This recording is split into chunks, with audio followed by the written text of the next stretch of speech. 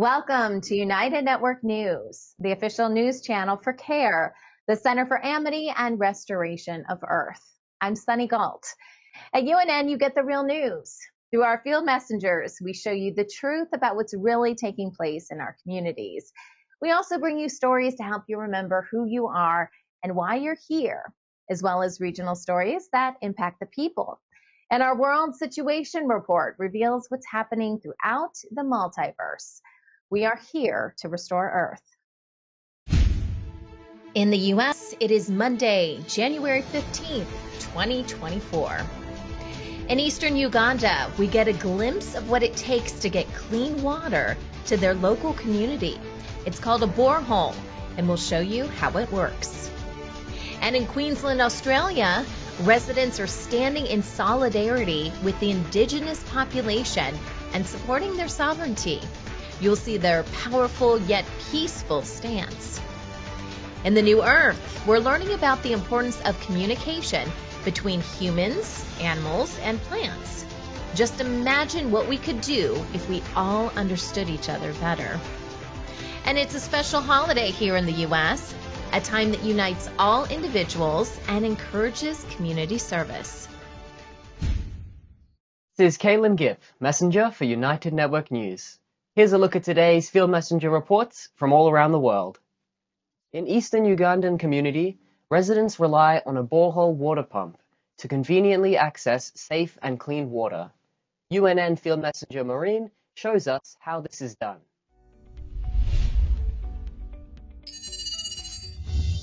Yes, I'm Moreen, field messenger UNN, coming to you from eastern Uganda. Today we are looking at the borehole. This is called a borehole, and we pump it up and down to get water. Yes, there are many people who come at this source to get water from different places around here. This place looks to be bushy, but there are many people inside that bush, so they come from there. You can see that's a home around there. So they are homes, but they are inside the bush. So they come around. There is another home there. They come around to get water from this source. Oh, Jesus. Even the cows that you're seeing, they are also coming here to get water. Yeah, so this is how we do it in Uganda, and this is how we get water from the borehole. This borehole was donated by Haj Medin. Yes, it was donated by Haj Medin. So I'm here helping the cows to get water. I'm helping them to get water. I think you're seeing, yes, they are drinking the water that I'm giving them. Yes, thank you so much, field messenger Moreen from eastern Uganda. Thank you. The residents of Gympie, Queensland, Australia align with the indigenous population, rejecting established laws set by the court, police and council. UNN field messenger Greg highlights the importance of serving official documents to these institutions.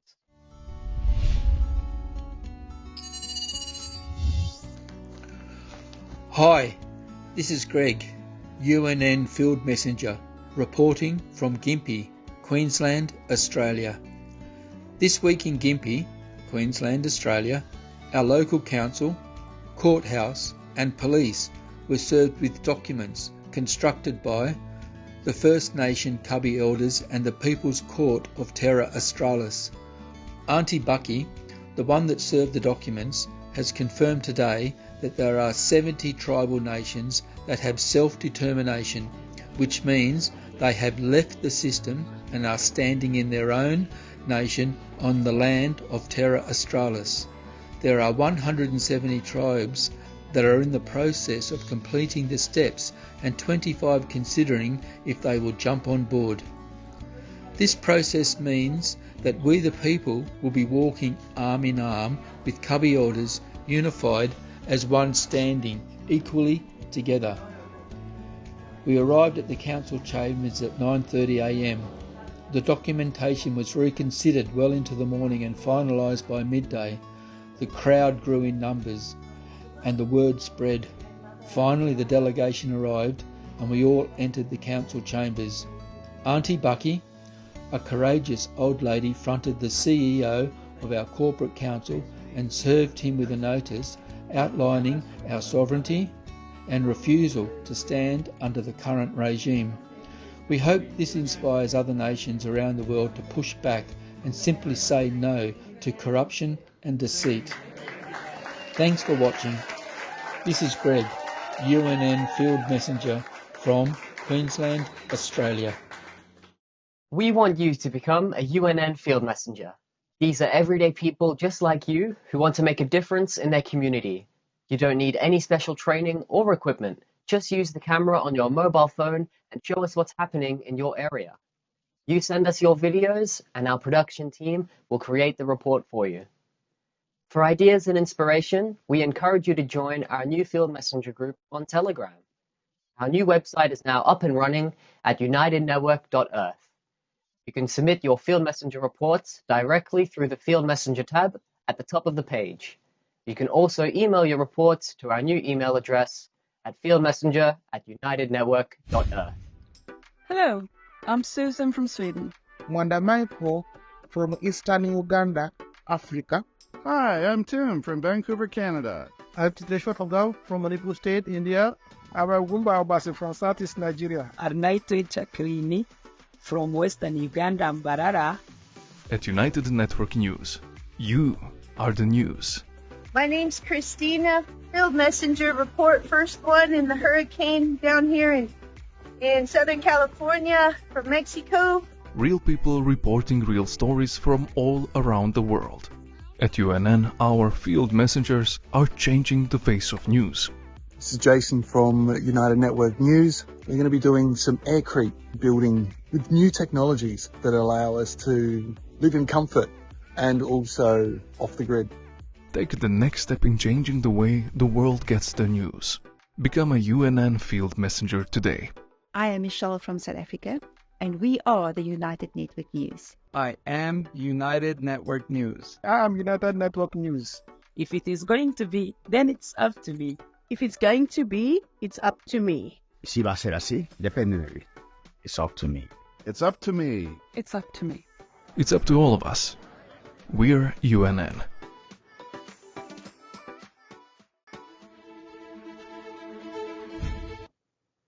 We know that communication is very important, and the way we communicate with one another is changing as part of the new Earth. And that includes how we interact with other species, such as plants and animals. Imagine being able to talk to a trampled plant on the side of the road, or an animal that appears to be in distress.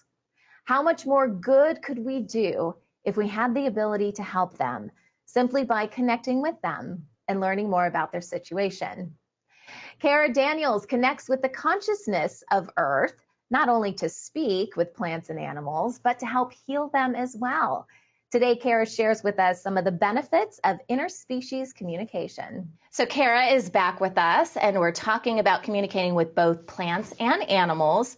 Kara, this is an amazing thing. To be able to do this, we were told for a long time that that was not possible, but we're making this connection again, which is so beautiful.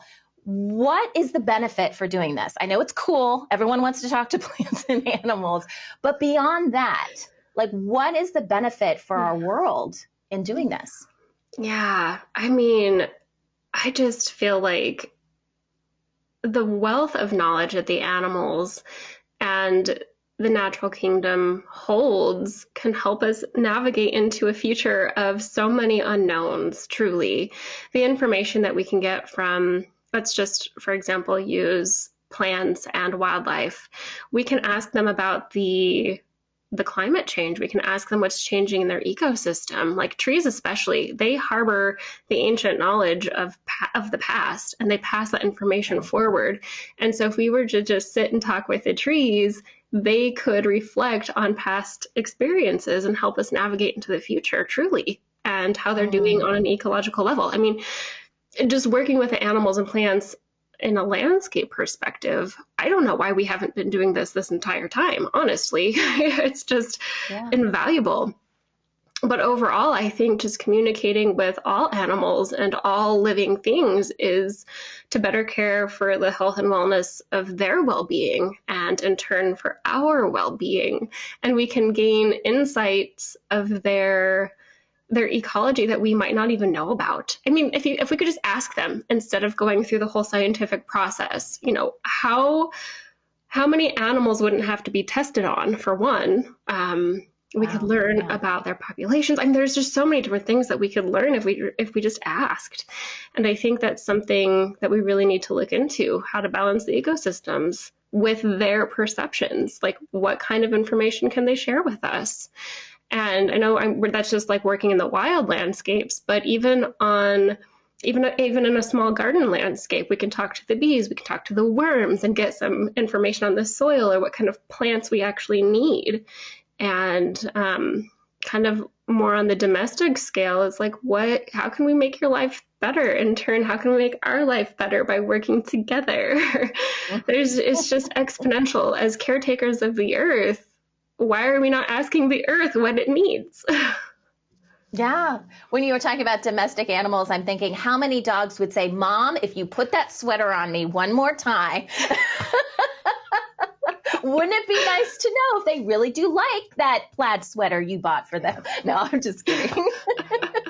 Or that dog food or whatever it is. But it just makes sense. Like, that's what we would do with our other family members, right? Yeah. And our pets, they are our family as well. You know, it would just improve, communication so much. And it sounds so simple just to ask. Mm-hmm. But I don't think we realize how much we even pick up on communication that's nonverbal with our pet, right? There's a lot of that happens as well. Yeah. And I think a lot of people, especially if they're just so deeply connected with their animals or even the landscapes, we have such a deep heart connection with something that we love that a lot of the information is already flowing through us. And so a lot of people, when they call me, they're like, I just want to check in with my chickens, make sure they're good. And because like some of them are in a pen or some of them are free range. And I'll bring forward the messages and the people are like, oh, well, I feel like I already knew that. And it's like, of course you did, because you adore them. Like, they're your family too. And so there, a lot of the things that we just kind of assume is really information coming from our animals. And that's what's so cool about it. You can get the confirmation. I want to talk just a bit about plants, because I think we can all identify with like our domestic animals. Because again, like you said, we have that communication on some level already, but fewer of us are really connecting with plants and animals. So can you give us an example or tell us about some information that you received from a plant, just so we have an idea of what that can kind of look like? Yeah. Which example do I want to use? This is kind of one of my favorite ones. This woman reached out to me and she said, my plant is dying. And by plant, she had a rhododendron shrub in a line of 5. There were 5 shrubs in a row. One of them was not doing very well. And she just said, what is going on? I don't understand why this plant is dying. The care is fine. There's something that I'm missing. And so I tapped into this little rhododendron, cutest little thing. And she said, well, my soil is compromised. I believe they like acidic soil. And she just said, the pH of this soil is compromised. I'm extremely weak energetically and I'm not going to make it. I was like, oh, well, that sucks. So how can we help you navigate death, basically, is kind of the conversation we ended up having. But she helped us understand that the soil was compromised and that needed to be amended for the other shrubs. And she also shared information about how she was actually, through her roots, pulling energetic trauma from the land into her physical body, so into her branches. And she said, I'm trying to heal the land, but I don't want what I'm pulling out of the land to get released back into the land. So you need to burn me. And so she actually had this whole step-by-step process on how we could help her heal the land through her body by burning her and transmuting the energy.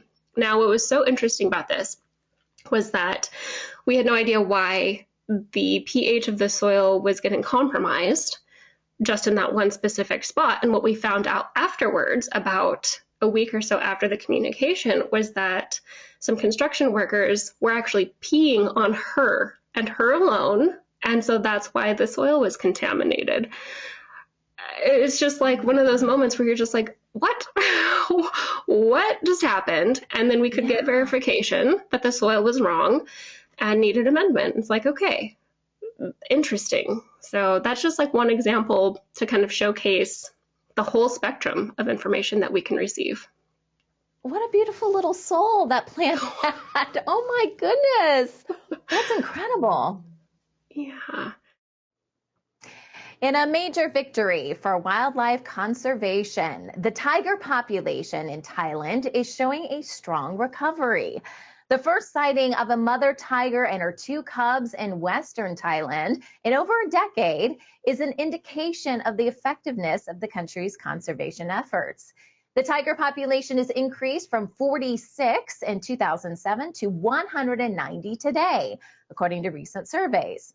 Thailand is the only country in the region with a measurable increase in the tiger population in the past 12 years. While neighboring countries, Laos, Cambodia, and Vietnam, struggle with their restoration efforts, Thailand's healthy, growing population of tigers adapted to similar forest conditions could potentially assist in their efforts. Innovative anti-poaching measures, such as collaboration with ranchers to place early warning cameras on forest trails, have been notably successful. Additionally, the reduction in commercial bamboo harvesting has minimized human-tiger conflicts. This success story from Thailand offers hope for tiger conservation globally and reinforces the significance of concentrated conservation efforts in preserving and enhancing wildlife populations. One of our planet's biggest environmental issues is trash and plastic and what to do with it. There is 100 million tons of floating debris in the North Pacific Ocean alone. A fleet of specially designed boats owned by Everwave Foundation are making strides in managing waste by focusing on where the problem begins, which is in our rivers and lakes. The boats hunt and collect 20 tons of floating trash daily from rivers and lakes before it gets to the ocean. After collecting the waste, the next step is to identify recyclable items. This intelligent system ensures each piece of plastic is given a second chance at life, transforming waste into resources and identifying the source of pollution to prevent future trash accumulation. The initiative is driven by a dedicated team of specialists becoming educators and advocates in this battle against waste. Through educational programs, they expose the harsh reality of plastic pollution to younger generations, empowering them to make eco-friendly choices. The goal is to create a ripple effect of change in consumer behavior and corporate packaging strategies. By using honeycomb-shaped platforms that perch in high-traffic areas, they capture debris without hindering marine traffic. These platforms collect garbage and also create local jobs and spread awareness. The foundation is also scaling up its operations, focusing on trash hotspots. The ultimate vision of the Everwave Foundation is to eliminate the need for their services. While the mission is ambitious, the progress so far is promising. The National Day of Service in the United States is a significant annual event that unites individuals across the country in a collective effort toward community service, and it's happening today. In the spirit of unity, this day also commemorates the life and legacy of Dr. Martin Luther King Jr. and underscores the importance of civic engagement. More than a federal holiday, it is a call to service, often referred to as a day on, not a day off. Americans are encouraged to dedicate their time and efforts to causes that enhance the well-being of their communities. The National Day of Service campaign advocates for activities such as volunteering at food banks, delivering meals and other essentials to the elderly, donating supplies, and checking on neighbors and friends. Outdoor cleanup efforts can be mobilized for parks, streams, and roadways, and there are virtual options like online mentoring. More than ever, there is an abundance of opportunities for others to support those in need within communities. Embracing our commitment to making a difference through acts of service and kindness can become a regular part of our lives. Through our involvement in community endeavors, we can mend divisions, heal past hurts, and instigate enduring transformations that will continue to positively impact our communities in the future. Want to share news from UNN with your friends and family? Memes are a great way to get that conversation going, and here is today's UNN meme of the day. It says, keep your vibrations high. Now, just like those children playing and having a good time, we too need to enjoy the small things in life that make us happy. And in doing so, we not only uplift ourselves and the people around us, but we raise the entire consciousness of the planet. To see more memes just like this one, you can follow our Meme Team Telegram channel at UNN Memes. Share them on Telegram and any other social media channels where you still have an account. Welcome to United Network News. I'm Sunny Galt. Connect with United Network News online. The news portion of our website at unitednetwork.earth recaps the biggest stories impacting our planet. You can also watch inspiring videos from our field messengers and get great tips for creating your own field messenger reports. Easily share all of this content with your friends in just a few clicks, including our social media memes designed to ignite conversation and critical thinking. It's time to restore our home. Let's make history together at unitednetwork.earth. Now, a look at regional stories around the world.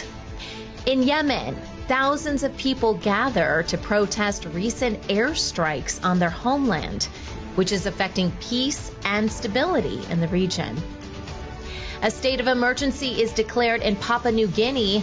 Protests over pay cuts quickly led to looting and rioting. In Nigeria, a foundation funded by crowdsourcing is changing lives by providing artificial limbs to children who need them.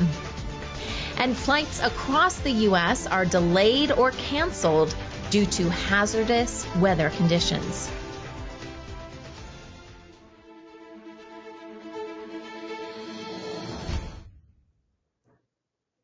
Thousands of Yemeni civilians have gathered in various cities to protest against the U.S. and British airstrikes on their homeland. These strikes were in retaliation to the Houthi militants' attacks on Red Sea shipping routes. The Houthis, a U.S. deep state-aligned group controlling large parts of Yemen, have escalated their attacks on Israel and U.S. targets following the conflict between Israel and Gaza. The Houthi group, part of the U.S. deep state-backed axis of resistance, has instigated further tension by threatening to target all ships heading to Israel and discouraging international companies from using Israeli ports. These increased hostilities are affecting peace and stability in the region, leaving international shipping companies and their employees in a state of concern. Despite the ongoing hostilities and attacks, the shadow military group has failed in its attempt to start World War III and declare global martial law. Tensions escalate at the Torkham border crossing between Pakistan and Afghanistan as Pakistan imposes new visa requirements on Afghan truck drivers. This is a break from the long-standing practice of border crossings without paperwork. In retaliation, Afghanistan is demanding similar documentation from Pakistani drivers. This closure is not the first, with recent shutdowns due to border disputes. The standoff has left dozens of trucks stranded on both sides, impacting the livelihoods of drivers and the supply chain of perishable goods like vegetables and fruit. The decision also affects the flow of goods to Central Asian countries, potentially causing a ripple effect on their economy as well. Meanwhile, Pakistan's ongoing deportation of 500,000 Afghans adds to the strain between these nations. China and Pakistan began the China-Pakistan Economic Corridor, or CPEC project, in 2015. The corridor, once complete, will bypass all current trade and supply routes currently running through Afghanistan. It appears the current move to tighten border supply routes between Afghanistan and Pakistan is a China-based political move in an attempt to reroute all trade over to the China-Pakistan Economic Corridor. While China's attempts to control all trade in the region are noteworthy, its execution is severely flawed as China's quest for global domination wanes due to its economic struggles. The Ayu tribe of Indonesia has lost a legal battle against a plantation firm's oil palm project. Despite presenting strong evidence of irregularities in the permit issuance process, the court dismissed the tribe's lawsuit. The tribe fears the proposed palm oil plantation will lead to the deforestation of more than 26,000 hectares of their ancestral lands and impact their livelihoods in the environment. Despite the presence of heavy equipment indicating the imminent start of land clearing, the tribe vows to continue their fight for their rights and the preservation of their forests. The project's approval process has been criticized for failing to adequately involve Indigenous peoples, contravening the principle of free, prior, and informed consent. Papua's investment agency claims the permit process was not flawed and had sufficient approval from some community members to proceed.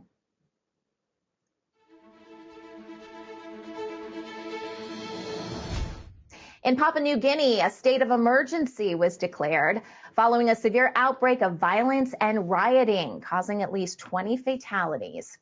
This unrest was sparked by public sector protests over pay cuts, which quickly deteriorated into large-scale looting and rioting.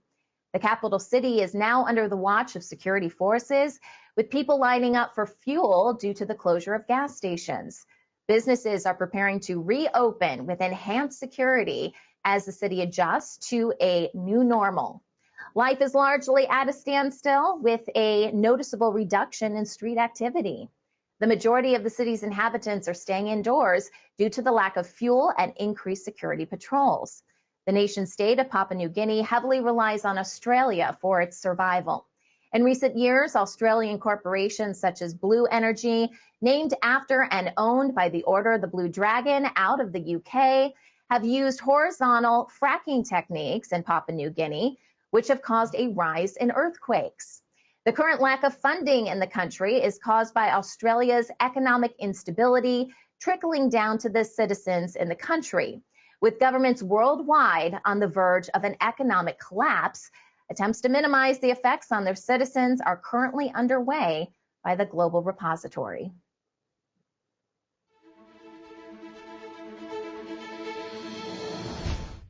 A surge in violence across Ecuador has severely impacted residents, with the latest incident involving prison riots resulting in the capture of 178 prison staff members.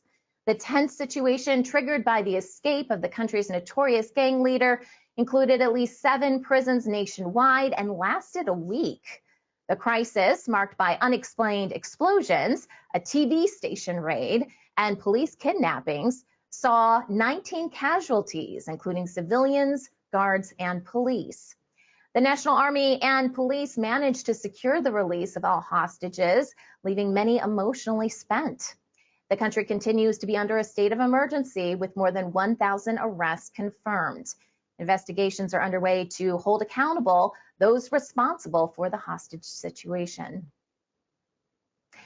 Brazil's Cerrado region has seen a dramatic 45% increase in deforestation in 2023, causing serious concerns for both wildlife and humans. The region is home to an astonishing 30% of Brazil's total biodiversity, with more than 800 species of birds and nearly 200 mammal species. Most deforestation happens legally on private lands, with owners allowed to cut down up to 80% of trees. The surge in deforestation is hurting local communities that rely on the region's rich natural resources for their livelihood, potentially leading to a loss of income and displacement. Deforestation also jeopardizes the region's status as one of Brazil's critical water reserves. Despite government efforts to reduce deforestation, the measures are inadequate and focus primarily on the Amazon, neglecting the Cerrado.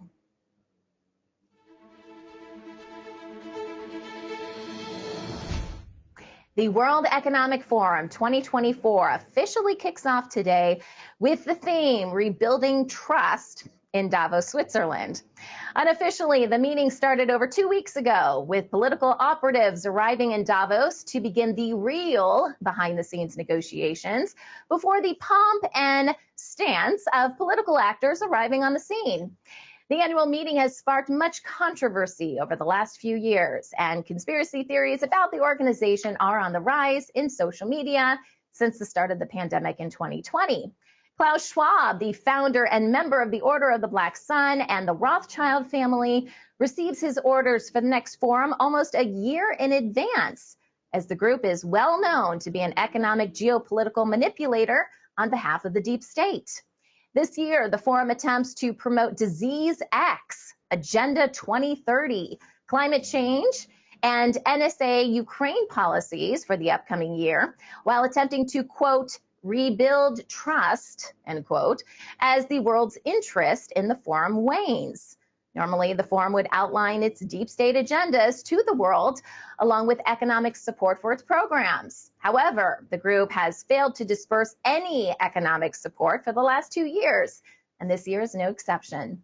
In the past, many prominent political figures have attended the forum, such as current U.S. presidential candidate Donald Trump, current President Joe Biden, Russian President Vladimir Putin, and this year is no exception, as deep state political actors are invited to get this year's scripts. Notable actors who will attend this year's forum include U.S. Secretary Blinken, John Kerry, the USA's climate control king, Israeli President Herzog, Ukraine's President Zelensky, NATO's Stoltenberg, the IMF's Georgieva, the UN's Guterres, and representatives of the World Health Organization. The Global Intelligence Agency has eyes and ears deep inside the forum as it continues to uncover exactly who is giving the orders in its quest to rid the planet of the hidden hand behind the deep state's genocidal agenda. In Estonia, the government has decided not to extradite Ukrainian refugees who are fit for military service back to their home country. The country's prime minister indicated that it is up to Ukraine to convince these individuals to return and aid their homeland.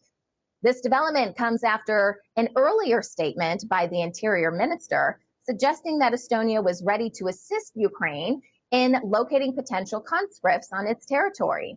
The issue became relevant when Ukraine announced a general mobilization in February of 2022, which saw many men attempting to avoid conscription through various means. Approximately 36,000 Ukrainian refugees, many of military service age, have fled Ukraine and are currently residing in Estonia. They are allowed to live there, provided they abide by the rules and are granted temporary protection status by the EU. Norway's seaways are set to become more eco-friendly as the government enforces stricter regulations allowing only alternative fuel-powered ships to visit starting in 2026. The move aims to protect its unique natural environment while significantly reducing the environmental impact caused by nearly 5 million cruise passengers that visit annually. To meet these new requirements, ship owners are innovating with zero-emission cruise ships equipped with advanced technology that allows for full-day emission-free running. Other steps towards sustainability include reducing food waste, using locally sourced food, and piloting hybrid electric boats for silent emission-free tours. These measures contribute to a more sustainable tourism and shipping industry.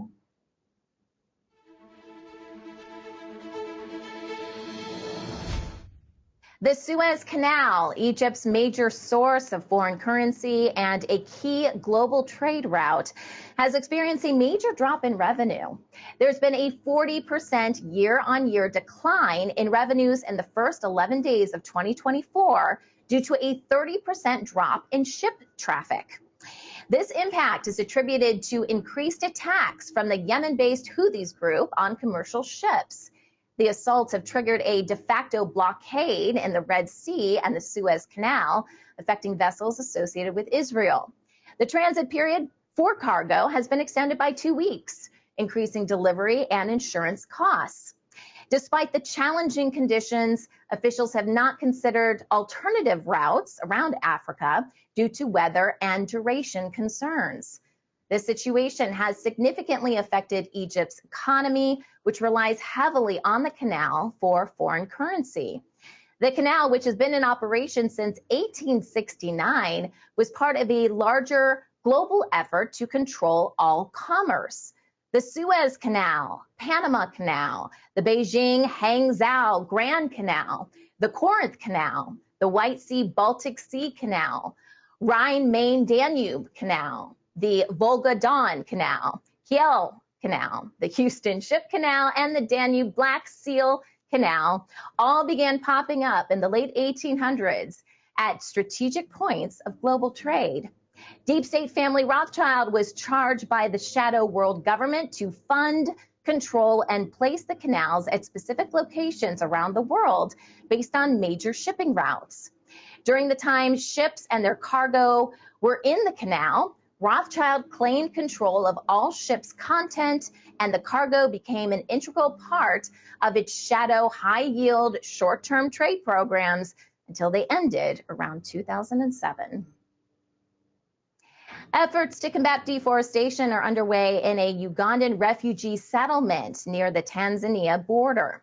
The settlement, which has seen its population rise significantly during the last decade, faces severe environmental challenges, with its once vast forest depleted for cooking fuel.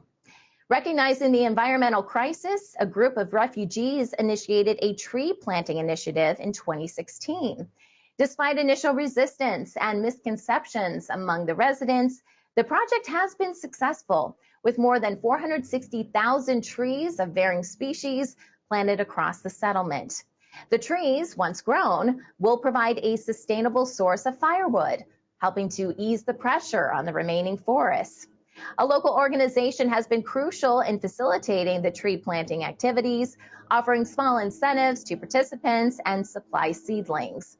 The group hopes that the reforestation effort will also prevent environmental issues such as soil erosion during heavy rains, which disrupt local schooling.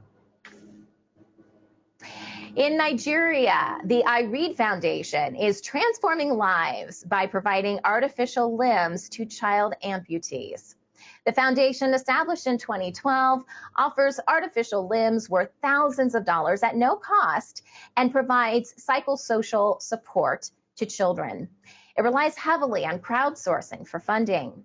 The limb replacements have significantly improved the lives of many children, enabling them to do things they once thought were impossible. This initiative is crucial in a country where disability is often stigmatized. By providing these prosthetics, the foundation supports the physical needs of these children and also works towards societal acceptance, thereby enhancing their quality of life. The organization is also committed to educating people about limb loss and fostering support groups amongst the parents of affected children.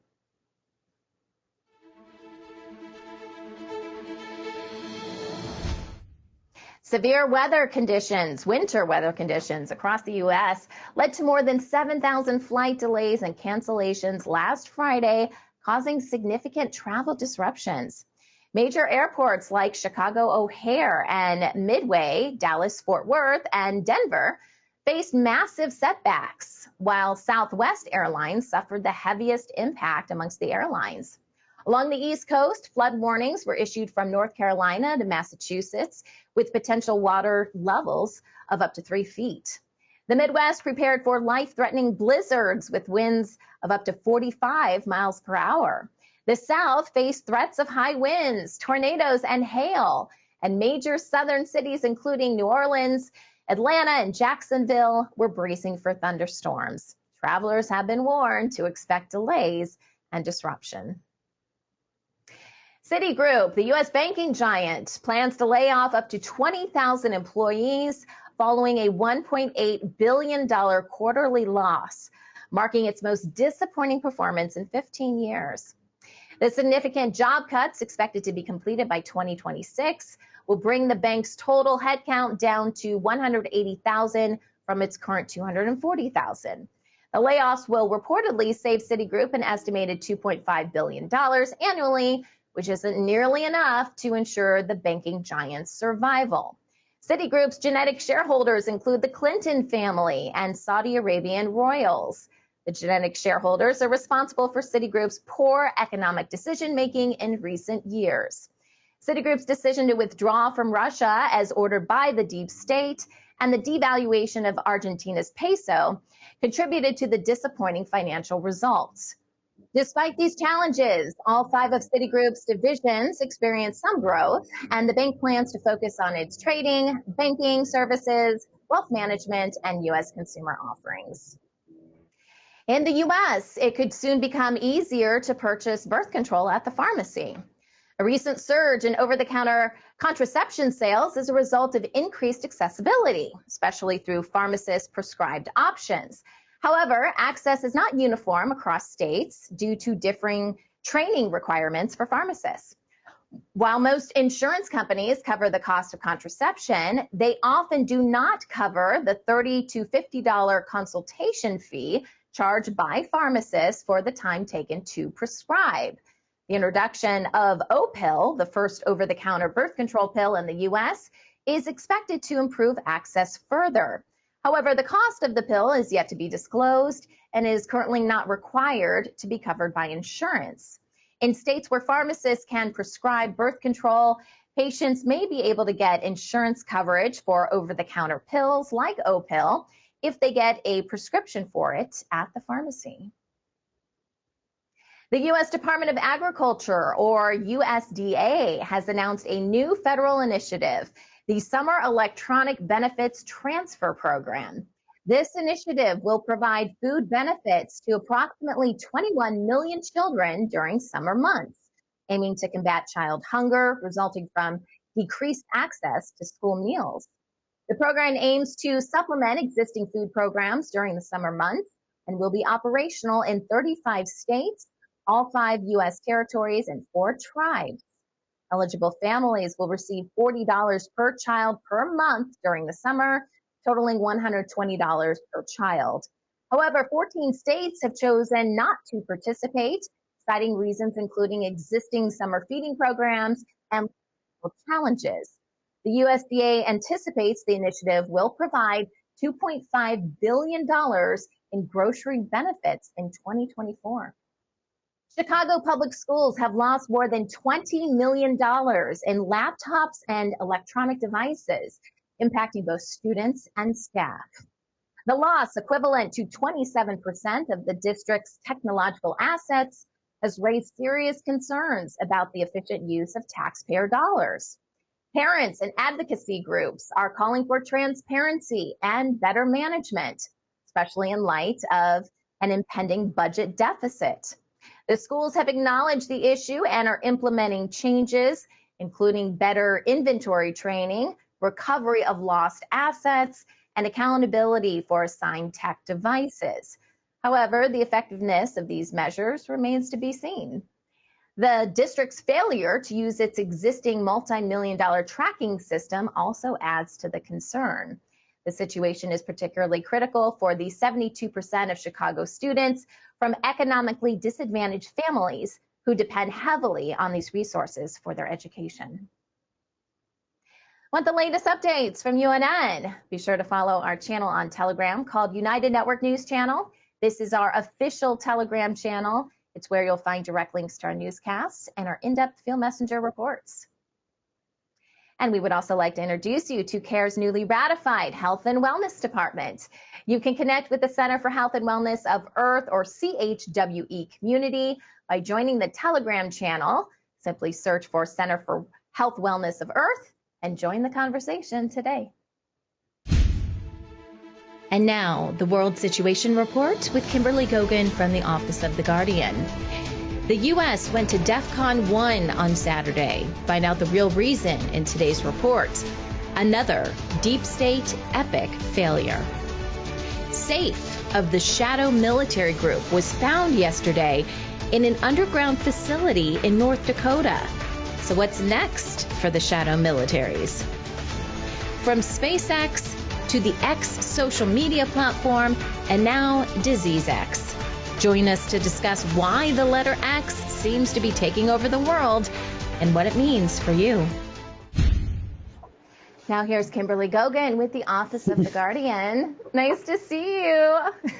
I rolled in just at the last second. You did, but this is such a treat. You keep being on camera. I could get used to this.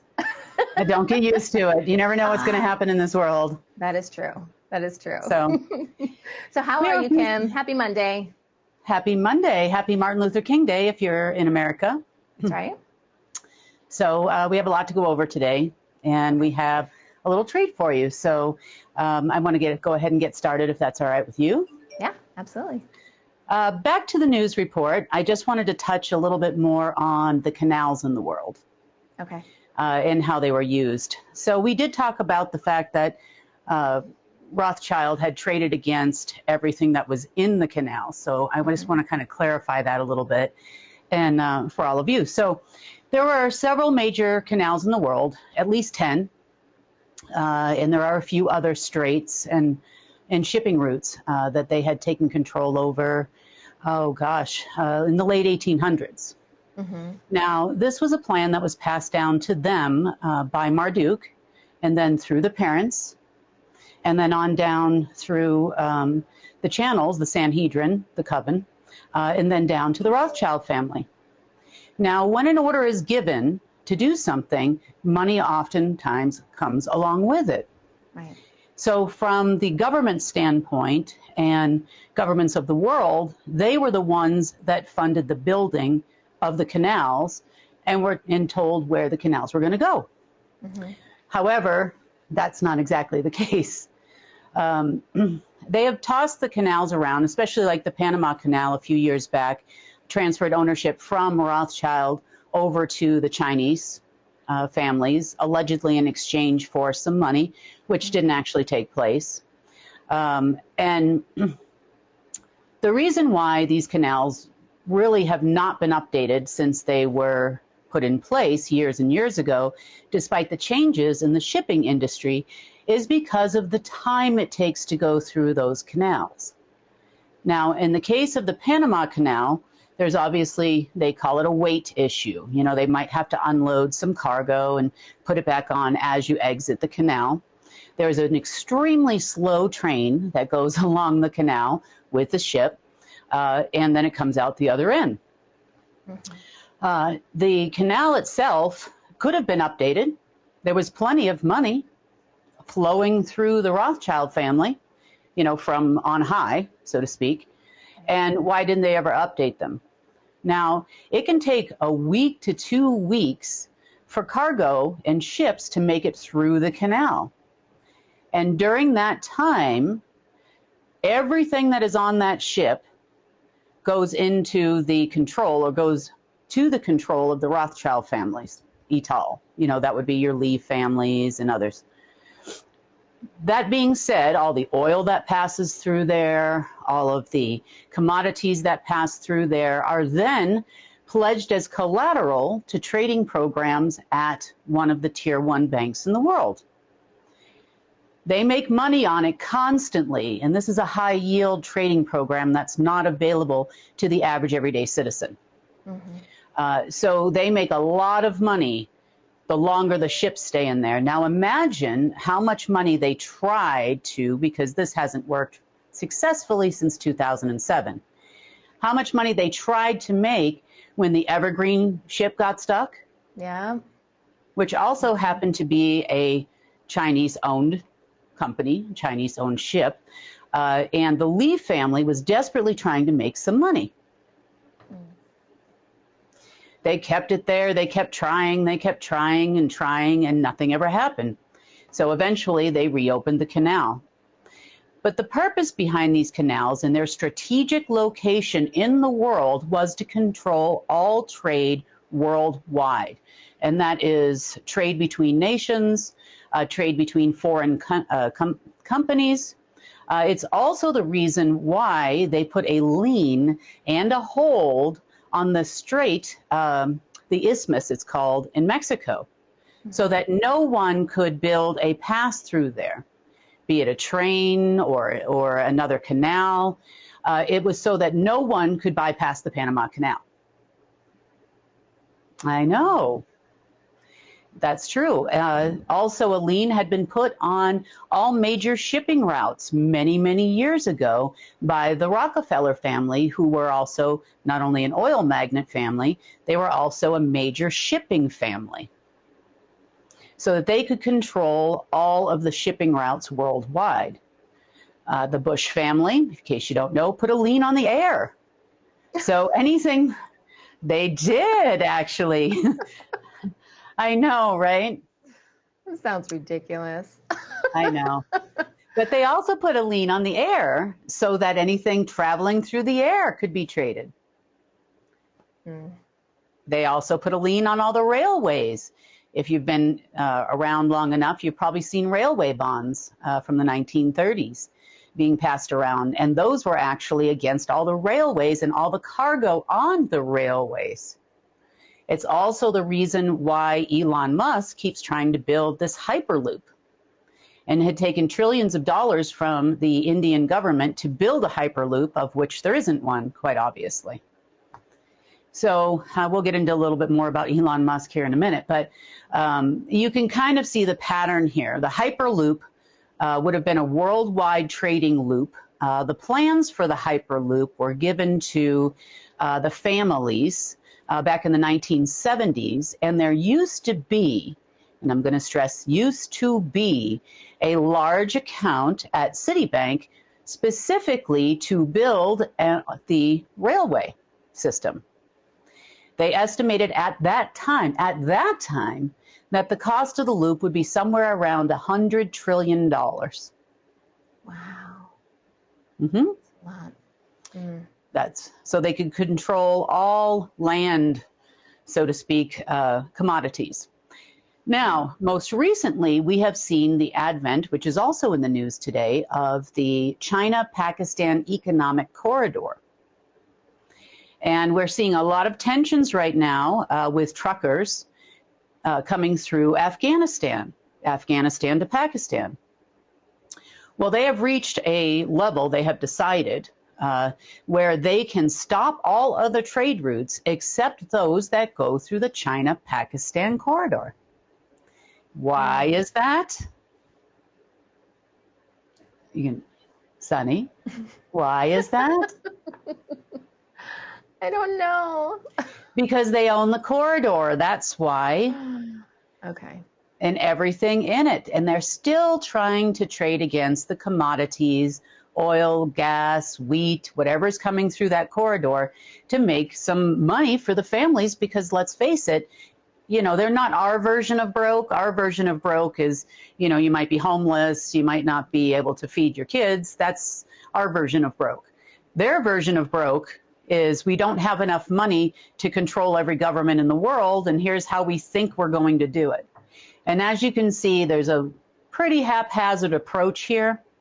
And there's a reason for that. We're going to talk about that in a minute too, to what they're doing and why it's not really working out and why there's so much controversy about all of these things that are going on in the world right now. And they're just making a mess of everything. They should just not try to think. It would be better for them if they didn't think.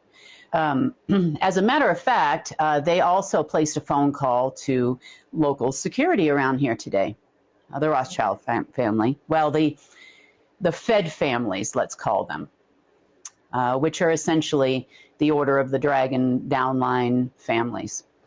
And they wanted to get them to get me to sign an agreement with the Fed. Of course, yeah.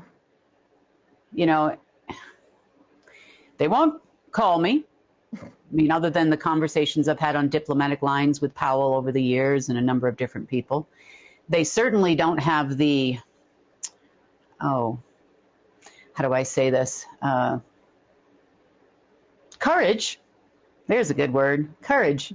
They don't have the courage to come here, and they haven't even sent any of their aides here who are operatives. Why? I don't think they really know what to say. Yeah. I really don't at this point. Let's talk about things that were happening on Friday afternoon, after we did the news. Okay. So there was a lot of meetings going on because it was an expected payday. As another day ending in Y, an expected payday for the Fed. They were promised this by the Secret Space Force. And of course, nothing happened. And about 3 o'clock in the afternoon, everything erupted and went crazy.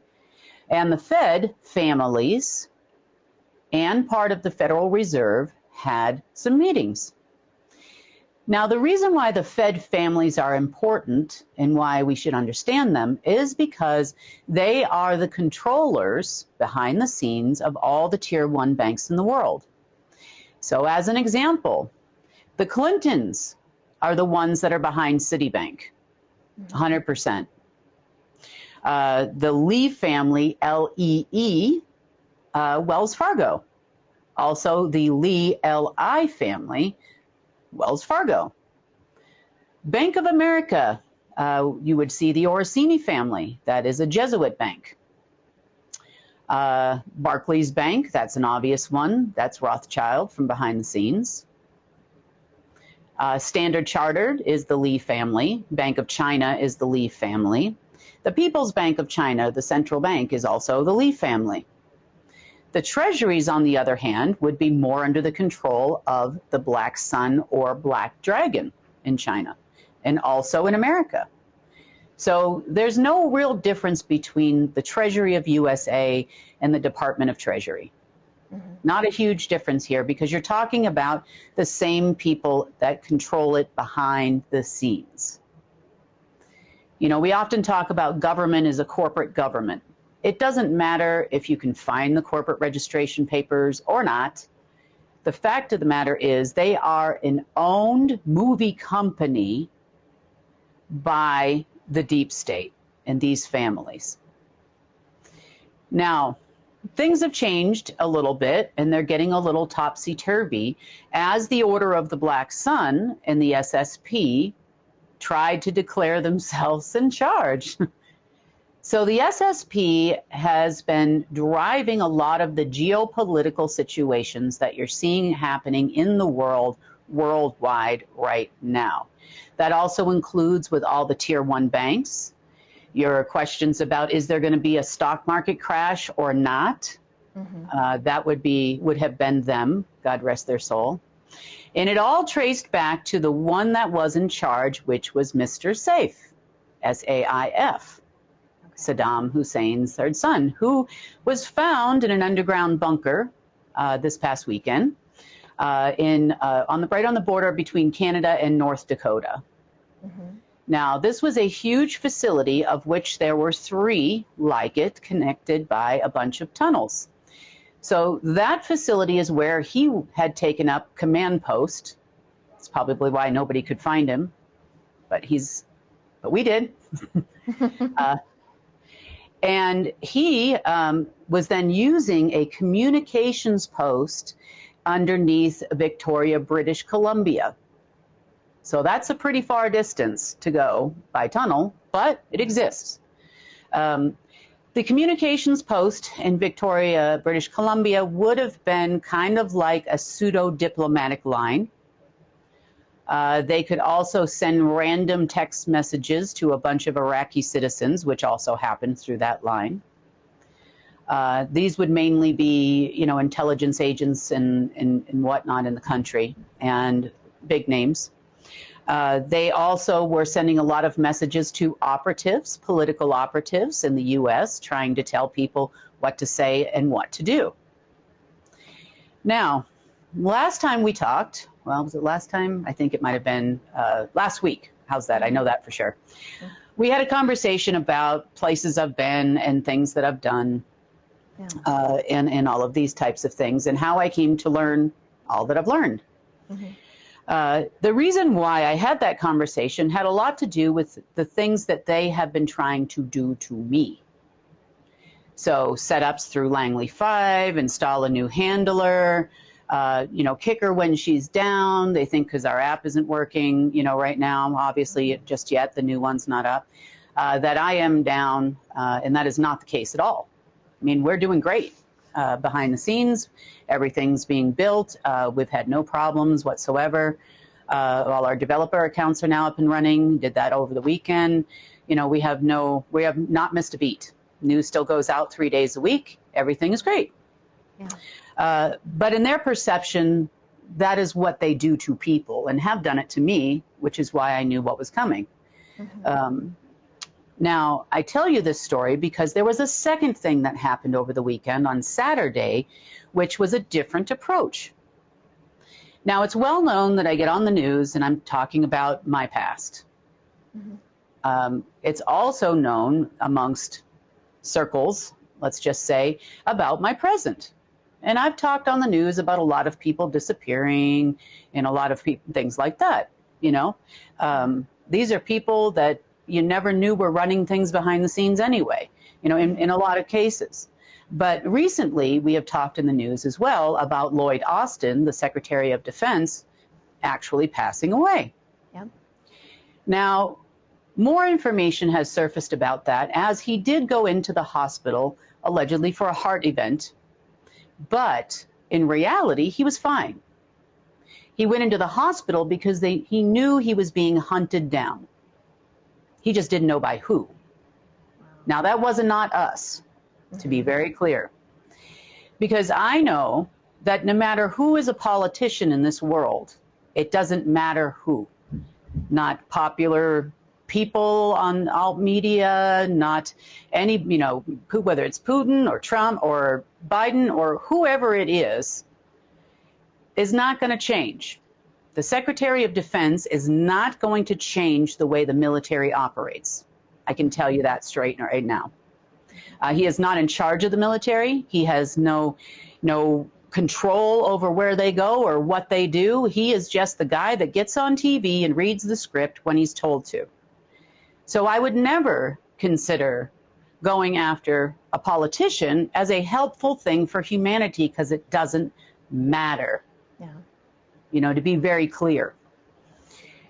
So they call up Tom, poor Tom. He gets all the brilliant phone calls, and they tried to set him and I up for what had happened. Blaming you guys for that. Tried to get him to admit to it, yes. Okay. And so when he called, you know, was that you? Was that Kim? Was that GIA? You know, and Tom's saying things like, no, I've been home all day, haven't gone anywhere. Well, that's not what we're asking, you know. And they tried to get him to admit to it. Well, he wasn't involved. He doesn't know anything about what these people do. But on an operative level versus a CIA agent or a DARPA agent, as example, you're talking about people on a whole other level of operating. They are not the same thing by any means. And because I've spent so much time being handled or attempting to be handled by these people, I knew exactly what was happening. And unfortunately for Tom, I started yelling at Tom. I'm like, don't take these people's calls. They're setting you up. They're trying to set me up. I said, why would I go after, which is what I just told you, why would I go after a politician? You know, that's ridiculous. They're just actors in a movie. It's like not liking the bad guy, you know, the antagonist in the theater. You know, you can attack the antagonist. You know, you have an emotion about the antagonist, but nobody gets up and says, look, the movie's going to be much better now. You know, nobody does that. And that's all this is. It's a movie. And I'm sorry that people believe in certain people and believe that they're doing the right thing, but it's all about the operatives that are behind them. Make no mistake. In every country in the world. Every country in the world is run by those people. They are the security. Security equals control. And this might upset a lot of people, you know, in the alt media, and I understand that, but it's true. There is no politician saving babies. They're not rushing into tunnels somewhere, pulling little kids out. That never happened. They might get children delivered to them for their own personal use. And that sounds disgusting, but it's true, you know, be it adrenochrome or otherwise, but they are not going to do any of this. It just doesn't happen like that. Sorry. But so this was another second way to attempt to take me out of the game. And it's all about taking me out of the game. And if they can't take me out of the game, maybe they can get Tom out of the game. Tom's highly connected, as you have learned, throughout the U.S. government and other places in the world as well. He talks to people in China. He's got contacts in Russia, that kind of guy. And he does a good job. Then he's very loyal. And he's very loyal to what it is we're doing here. And more importantly, he's loyal to, let's just say, the whole reason why we're doing all of this. So that's Tom. Anyway, it didn't work out. Don't know what's next. Nothing so far in the last 24 hours. Now with Saif, Safe, however you say it, no longer with us. It's going to take a couple of days. This morning, he still had 2 people that were reporting to him that we were watching very closely. When they heard me mention this on the telephone, that these 2 locations were down, of course they went to those locations.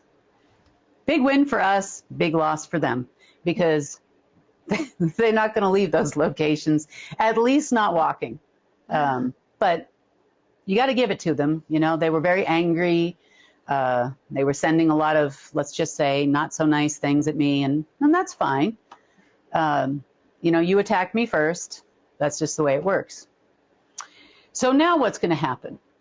We don't actually honestly know. I mean, anything could happen at this point. Is there someone that's going to try to step up? Are they going to start listening to the GIA that is written all over the place? I sure hope so. But speaking of GIA and Global Intelligence Agency, I have someone that has been waiting behind the scenes and would like to talk to all of you. Let me introduce you to my Middle Eastern contact. We've known each other for probably 5 or 6 years now. I am going to only refer to him as Agent M. Obviously, there is a lot going on in the Middle East. We need to be very careful here. And this is going to be on, YouTube and on Rumble and in our social media channels. So I want to be very careful about how we address this person so that we don't cause him any harm. So without further ado, let me introduce you to Agent M. Hello, ladies and gents. This is Agent M from the GIA, Middle Eastern Division. Assalamu alaikum.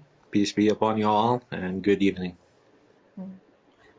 Well, it's nice for everybody to meet you too. If you have a moment, as much as you want to say anyway, tell us a little bit about you. Well, I guess we can start from the beginning. I come from a family that is, you can say, blue collar. But both of my parents were very ambitious, very leadership oriented, stubborn-headed too, and but always goal driven. So in college, both my parents attended to the same college. My father basically was the president of the students union there, and my mother had a similar role. And yeah, like I said, they always they were very popular. They were very loved by people, and but also very stubborn, like I said. So I guess I inherited that many folds over, and they multiplied it over the years. And yeah, so but then I guess my father in the 80s took over a turn, and then he joined the intelligence. And to your knowledge also, a lot of my family members from both sides were also in these kinds of positions: intelligence, interior affairs, army, so, and some of them senior, very senior positions. And so I grew up in a family where every male figure is either in, intelligence or army. And, I opened my mind to, politics and these kind of things from the very very, very early age. But I was always, even though I was good as a child, I was good behaving very well. But I was rebellious. I didn't like authority. I didn't like even my parents' authority, and they didn't like that very much. In our heritage, you always say yes to your parents. I was the no guy. So yeah. But over the years, I think right before, I guess, I hit puberty, I suddenly was woken up by my father. And he told me, I need you to go downstairs and sleep by the phone because there are some important people that might, want to pass a message. I want you to write them down. So when I come over, the next day I would have, just in case, So I did. I got a message very very late at night. And the message was basically, our friend is leaving at 2 a.m. I was supposed to write it down and wait for my father, but I decoded the message and decided to call my father and tell him the message. And so, to his shock, I was maybe 12 or 11. So I told my father, and after I told him that, I told him, do I alert my family members? And he paused for like 5 seconds, and then he said yes. He realized I understood what the message was. And so from then, I was treated differently, It's always the bad times that I always, carry the flag of the family. So yeah, that's basically what it was at the beginning. And yeah, I lived through about 4 or 5 wars in the Middle East. Most of them are in Iraq, including the one in Syria also, the current one. You had an interesting experience in Syria too. Yeah, I lived there, and Syria is a beautiful place. I always felt there at home. The people, even though, I have tendencies to learn languages and accents very quickly. I learned the Syrian accents very quickly, that the Syrians themselves sometimes don't believe that I am one of them. And so, yeah, I was in the wrong place at the wrong time. And that was during the uprising in 2011. That's how it started. But there is an interesting thing before I tell you about this. I want to share a secret, I guess. During 2011, that's the Arab Spring. I guess that's when the governments were funded all these trillions of dollars, the 10-year contract. They started to topple the regimes, the governments, and the entire Middle East. It started with Tunisia, Egypt, and then it spread it to Libya, Yemen, Syria, and even Iraq and other locations also, even in the Gulf states. But an interesting thing is that it started very peaceful protests in Syria for about 6 months, and then suddenly the Free Syrian Army, came in rose up supposedly to help or to protect the protests from being killed by the Syrian army. And at that time, I had a friend, Syrian, who managed to, I guess you can say, put a group of, or a body, an entity made of all the assemblies. They had assemblies at that time. They didn't call them assemblies, but that's what they did. Local, like neighborhood by neighborhood, to organize protests, get the people's needs, do security and all of that. And it was very impressive what they did. Now, regardless of if it was, outside operations and, clandestine things that were done, people were very organized. So what he did is he made them all into one umbrella. And he wasn't connected. He was just, he was just trying to look out for his people. But then we were like, this is not going to work. Too many people are dying. This guy Assad is in power and he's not going to leave. So we came up with a plan after we, just the two of us, managed to actually find the whereabouts of Assad. And at that time, we were talking about, can we take him out? And, well, we made a plan. And all of what was missing was probably, the weapon. So we contacted the entity, the political entity in charge of the Syrian, overseeing the Free Syrian Army. And we were like, hey, this is the plan. We have exactly where he's going to be next Friday, this place. Can we take him out? Can you help us? And the answer was no. And, basically you will be hunted down if you do that. So we understood this was a big game, and that at that time this is going to be prolonged for a reason. We didn't know what the reason was. We thought it was just at that time just maybe the greater Israeli project. But based on all of you who have been following Kim, you now know exactly why that place and why that many people had to die. So, yeah, that's one side of the story. After that, I was in the wrong place at the wrong time, or the right place in the right time, depends on how you look at it. I was incarcerated by the Syrian intelligence for about 1 year underground in very, very horrific situations, all types of torture that comes to mind. And I managed to survive it, and I got out, I guess you can say, 1,000-fold stronger. Almost felt invincible right after that.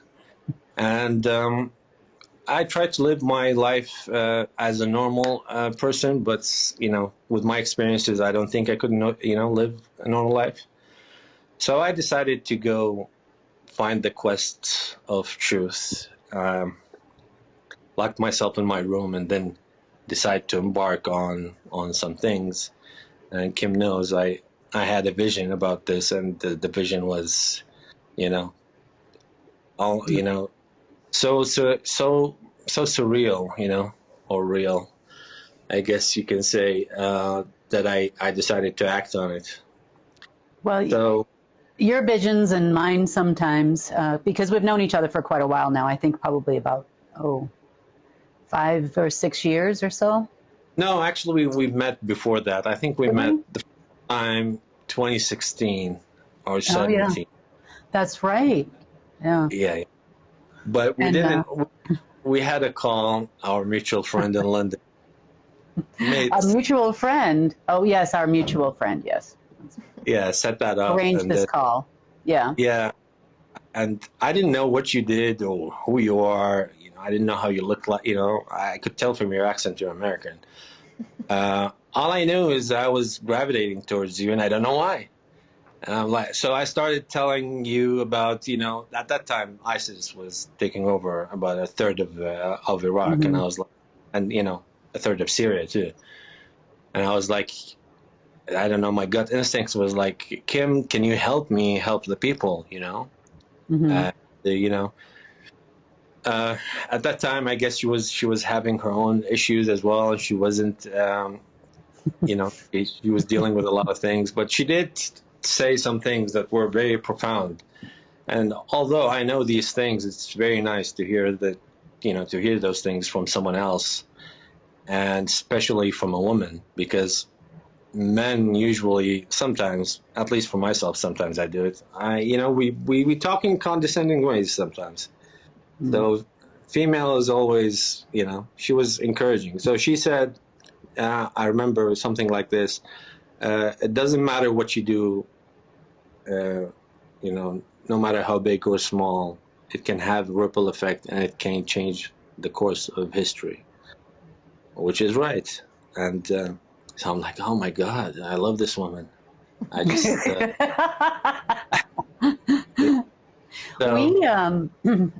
I just wanted to, so we did meet right when I first arrived here.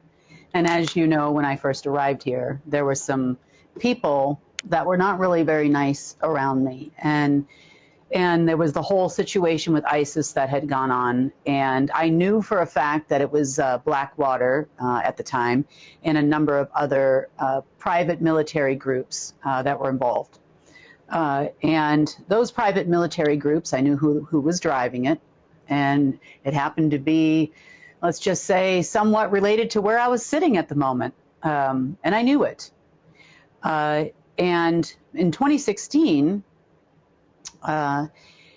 there was actually a call that took place between myself and these people and representatives of Blackwater. Matter of fact, the guy's name is Greg. Don't remember his last name off the top of my head. But Greg is the one that handled all of the finances for the then Blackwater. Now it's changed names, Academy, Frontier, whoever they are now. And I think he passed away, which is why I can say who he was. And it was on the last night of the final debate between Trump and Hillary. And they waited till the debate was over and called me and wanted to verify if what I was saying was true. Now, Pelosi at the time had been touting around, all around Washington, dialing for dollars, so to speak, to fund this $14 trillion contract in which I was told from these people that they were to plant a ghost flag and in the Middle East, which means that they now own it. Some of this information, to a lesser degree, is in the movie Vice that talks about Cheney. So you can kind of see where the situation was a little bit touchy, and I didn't want to put him in any danger, and I'm like, okay, well, let's see what we can do. So she claimed that it was going to be tied to a bunch of oil derivative accounts at Citibank. Now, we know the Clintons were involved because it's Citibank. So I verified for them. This was in November, I believe, October of 2016. And I don't remember the exact day off the top of my head. And then they went ahead and verified that that account didn't exist and that money didn't exist. And who actually signed for what did exist there at the time. Things have changed a lot since then. And I proved to them that I could open up the system and here, look, and they tried to leverage it and do all kinds of things, behind my back. But back in that time, in October of 2016, what happened in the Middle East shortly thereafter? Do you remember? Well, it started in 2014. That's when ISIS came in. And, right. And I could tell that this was planned because you can tell, full battalions of trained army that you spend billions of dollars, tens of billions of dollars on training, and and then they get a call from the prime minister to vacate their positions and leave the weapons, and it's an order, then an entire province is lost in, 40,000, troops, trained troops against 300. 300. I guess, I don't know that number. They're trying to reenact the 300 movie or something, but that's basically what happened. And initially, it was accompanied by a campaign, psyops, they're coming, they're flooding, they took over this, nobody was there. But that's basically how they did it. And so it went on for a couple of years then, because I remember the situation. Exactly about 4 years. 4 years until they were gone. But there are a lot of things that we figured out.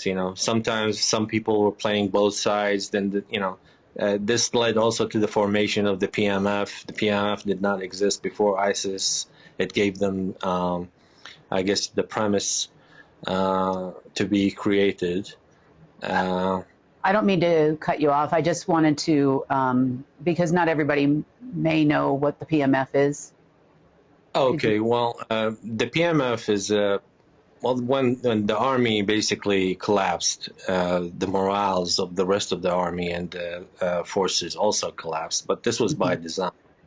Then basically a fatwa, or basically a religious calling, was issued by Sistani, or supposedly Sistani, which is the Pope figure for the Shia Muslims. And for everyone who doesn't know, the Shia Muslims are about 20% of the entire almost 2 billion Muslims. So although they are 20%, they can be very organized due to, they have a hierarchy, while the rest are decentralized. So this calling to issue and create public mobilization forces, which is basically something similar to militias, local militias in America, where they would, in case the forces collapsed, then they would act as the resistance, and that's what happened. And they were funded by the Iraqi government fully, and in fact they were given almost superiority in rank to other Iraqis, and since then they've been in control of entire Iraq and big parts of Syria. They are definitely part of the Iranian proxy, just Houthis or Hezbollah and other factions. So yeah, that's basically what it was. It was organized, do a lot of, the depopulation agenda in the area, and this resulted in about 10 million Syrians fleeing the nation to neighboring countries or to Europe, and about a similar number of Iraqis as well that fled, and this caused an influx of refugees to places like Europe, especially, and it's all by design. It's to try to create at a future point something like a clash of the civilizations, that type of thing. Do you want to talk a little bit?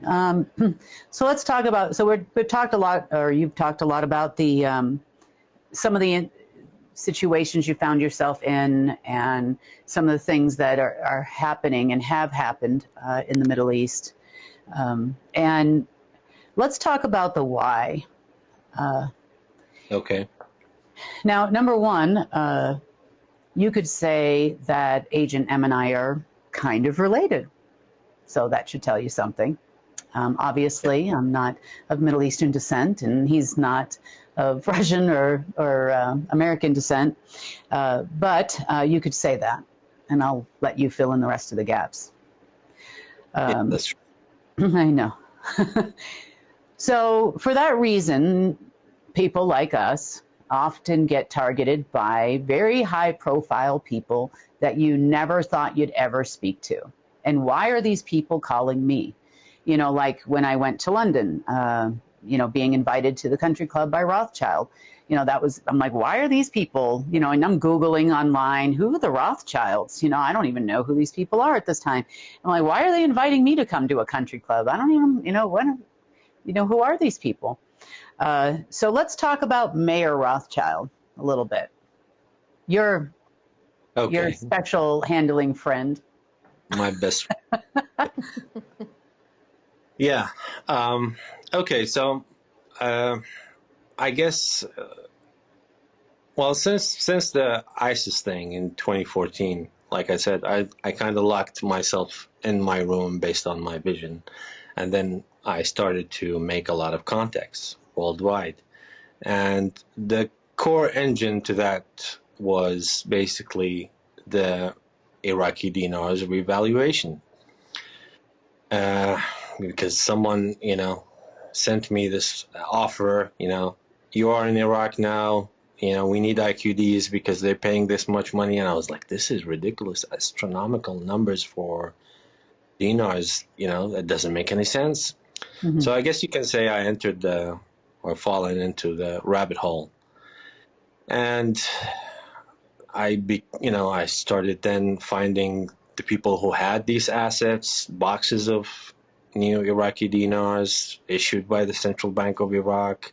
They were very special, sealed, lots of them, billions and if not trillions. I didn't understand what it was, why, but I decided to follow the money.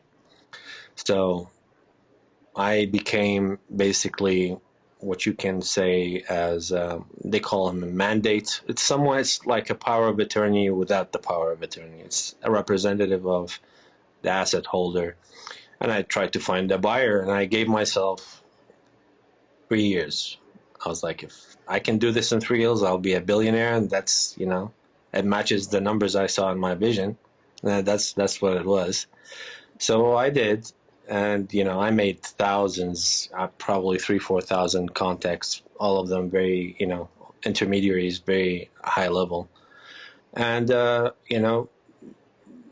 so by the time I think I was done, by 2017, I was like, no, this is not it. It's either this is not true or this is, dragon families appeared and suddenly they're gonna help the world. And I was like, the word dragon itself is kind of scary. I don't think it's gonna help anyone. So and then I learned Rothschild. Of course, I was very well versed in, I guess, since 2007, 8, 9. I went and found out about the Illuminati, the Rothschild, all the plans they had. I knew about I did. Yeah, Project Blue Beam, all the things that that was leaked either purposely or either way. So I knew a lot about all of that. And through the years, these 3-4 years, when I speak to someone, I always try to know who their contacts are. I let them brag. And so I would know that this person knows this kind of group. And I was trying to not be in the circle, meaning not to be discovered. I didn't know why. I just didn't want to be like around Masons and things like that. So it stayed like that until, I guess, 2019, October 2019.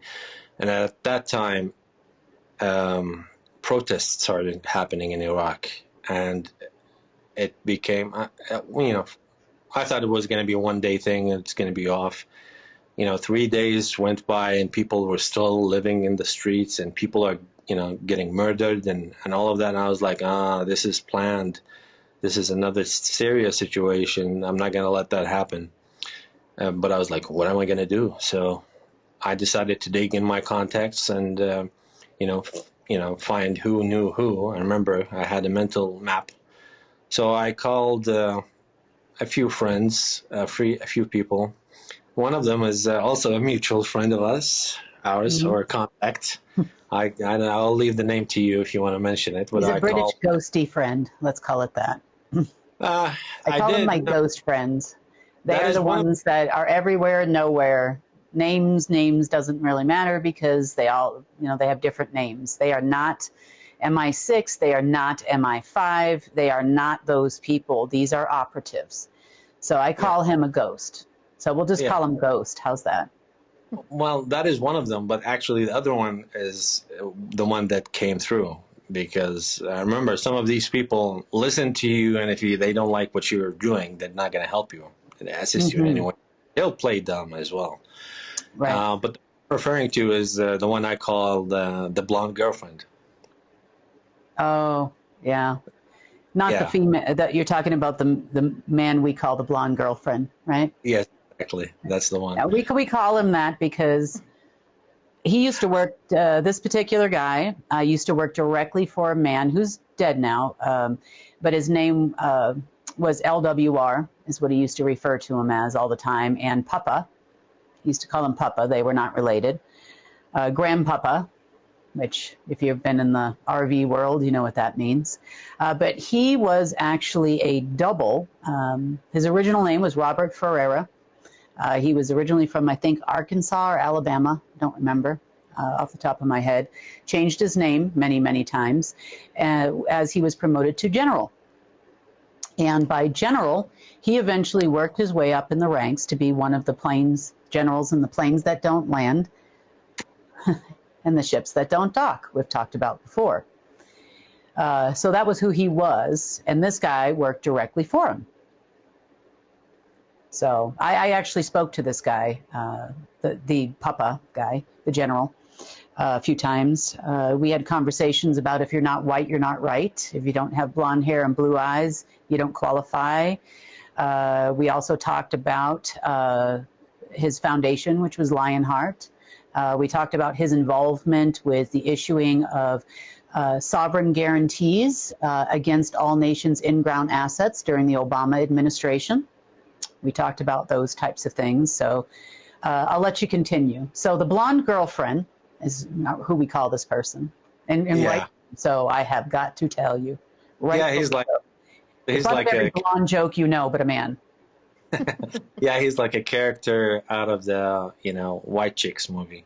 That's what he was. Okay, so he came through. That's funny.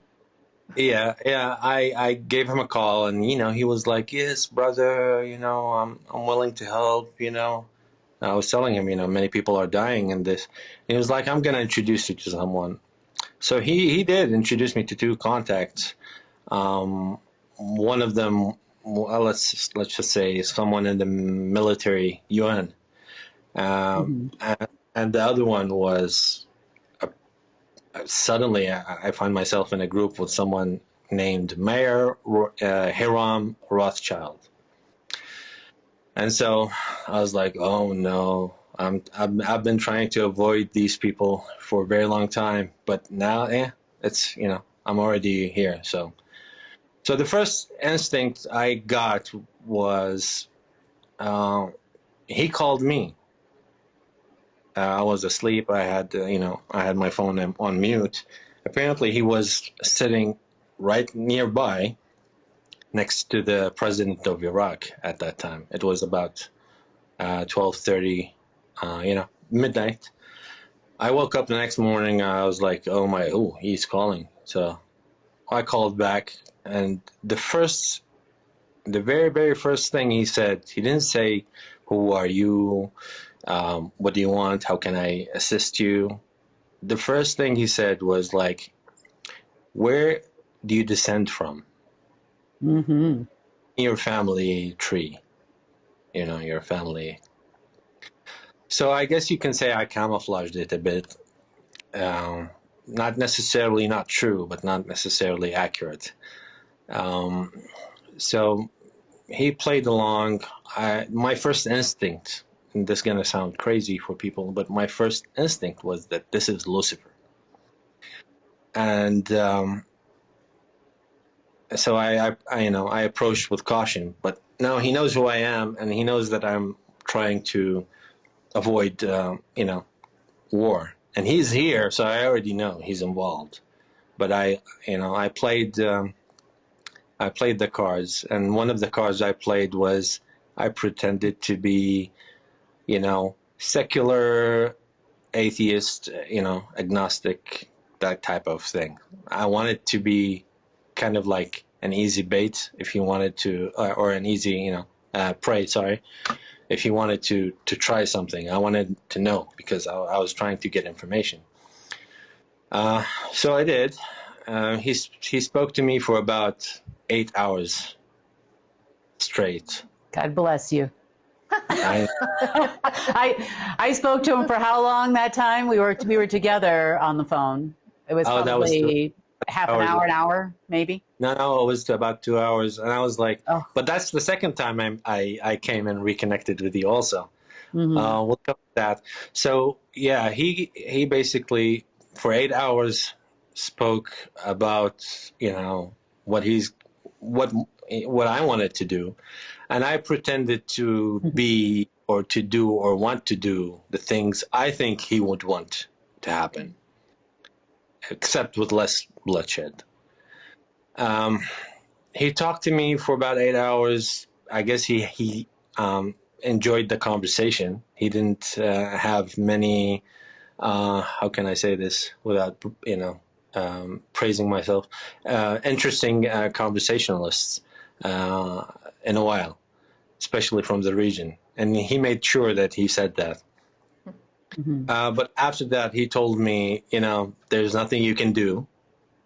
We're going to burn Iraq to the ground. It's going to take us 6 to 8 to 10 years.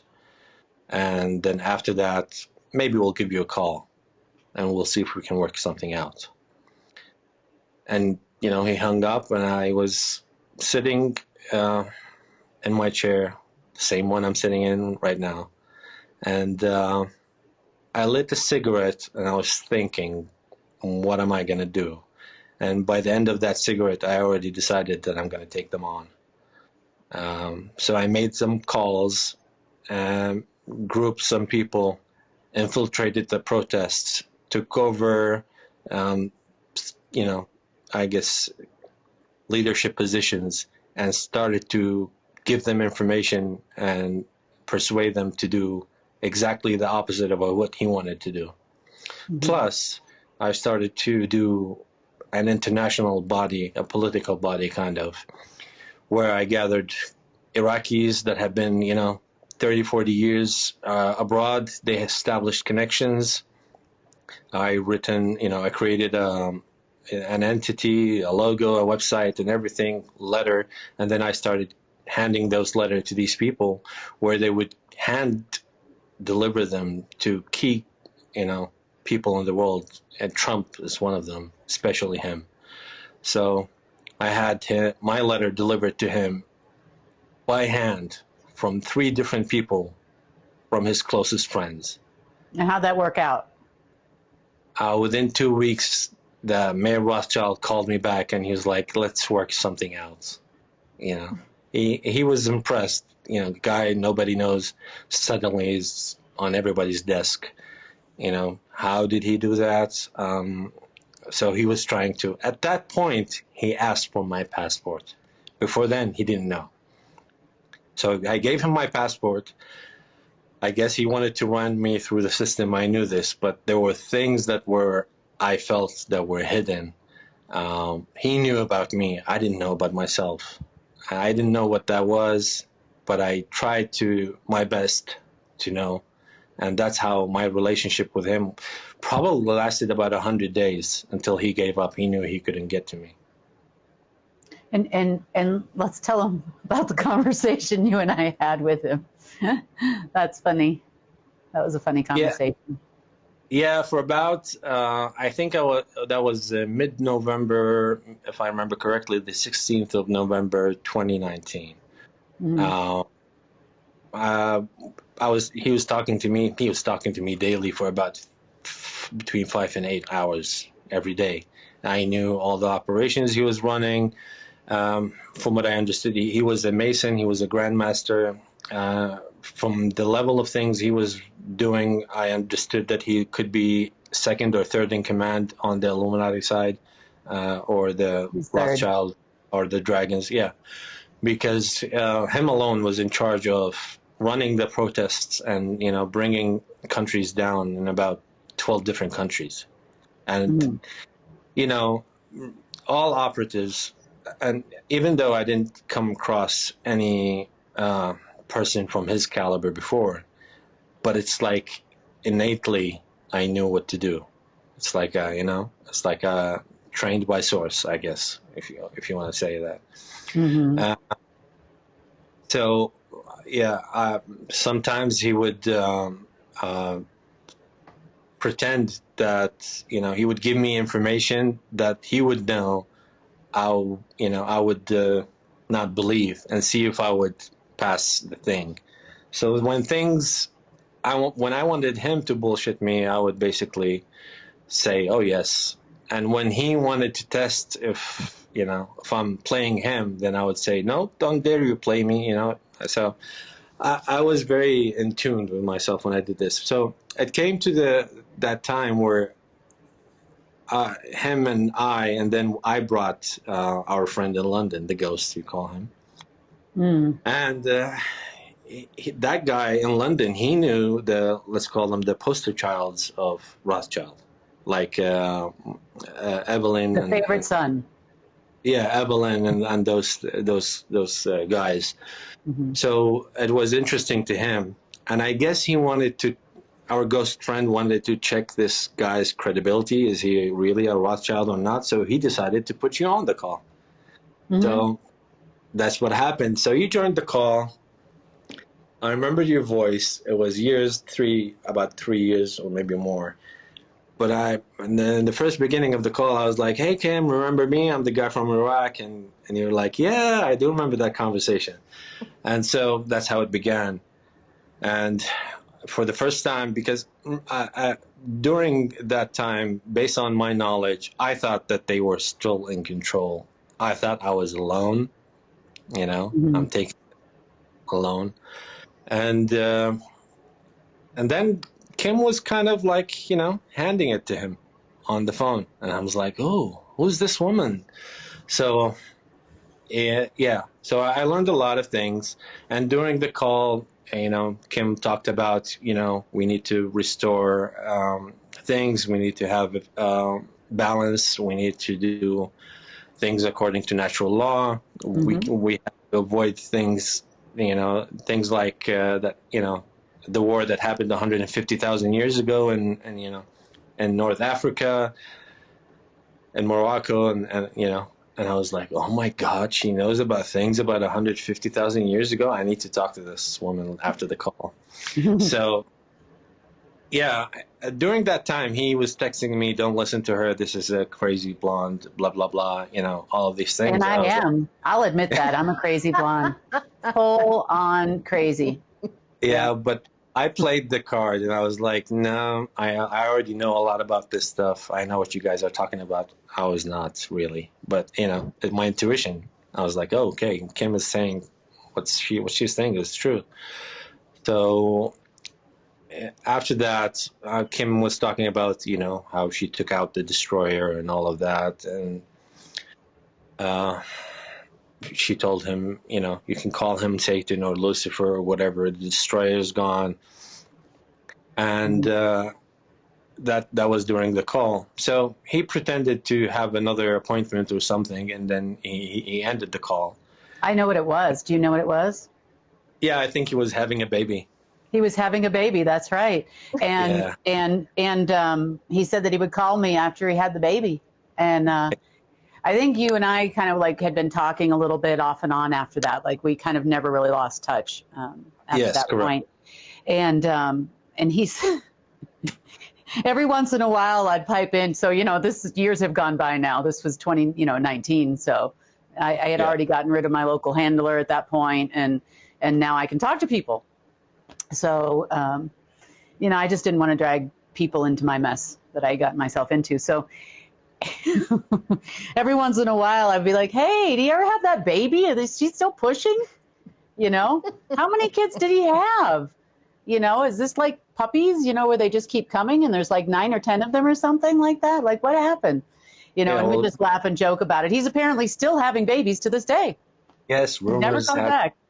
Yeah, she's still pushing. True. Yeah. Yeah, she's still pushing. Yeah, he's still trying to have a baby, all right, in the form of what's going on in the Middle East. So, all right, let's see. I want to talk about one other thing. Sure. Kind of to touch base on the adventures of M and Kim. Yeah. So, a few months back, I transferred some money to the Central Bank of Iraq. But before I did that, I called him up and I said, are you ready to do this? Because your name's going to be on this.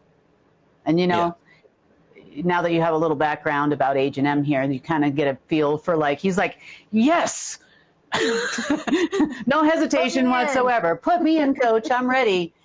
And so shortly after, I gave him all the account numbers, confirmations, and all of this. And I believe you called a family member. If you want to say who, you can or not. It's up to you. And explained what you were doing and the whole thing. So a little bit of time went by. Was it a couple hours or so? Or was it a day?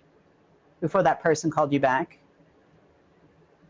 Yeah, I would say. You know who I'm referring to. I just didn't know if you want to say or not. No, that's okay. I can say it. I mean, my phone is tapped anyway, so all the agency people know I am who I am. The account has my credentials as well. No, I called my father and I was like,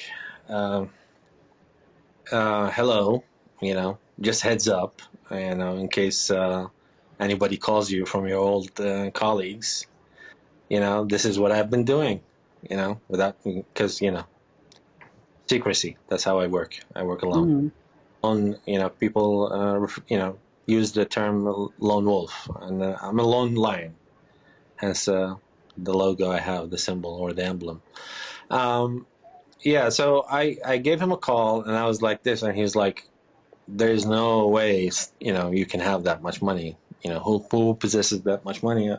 So I tried to tell him, but, my father was skeptical. He's old school. He's like, if I can't taste it, I'm not going to approve. And, but I told him, because Kim was, tapping into what's happening in the intelligence agency. At all the gatherings, and was feeding me information live. So I told him this, a lot, some of your colleagues are actually there. They praised you and all of this. So, just in case, I'm just giving you a heads up so that, we had this group of probably, about 5 people that stayed in the country. And they were, as I understood it, that was who he called, because he didn't believe you at first. No. And how long did it take before he called you back and told you to, run?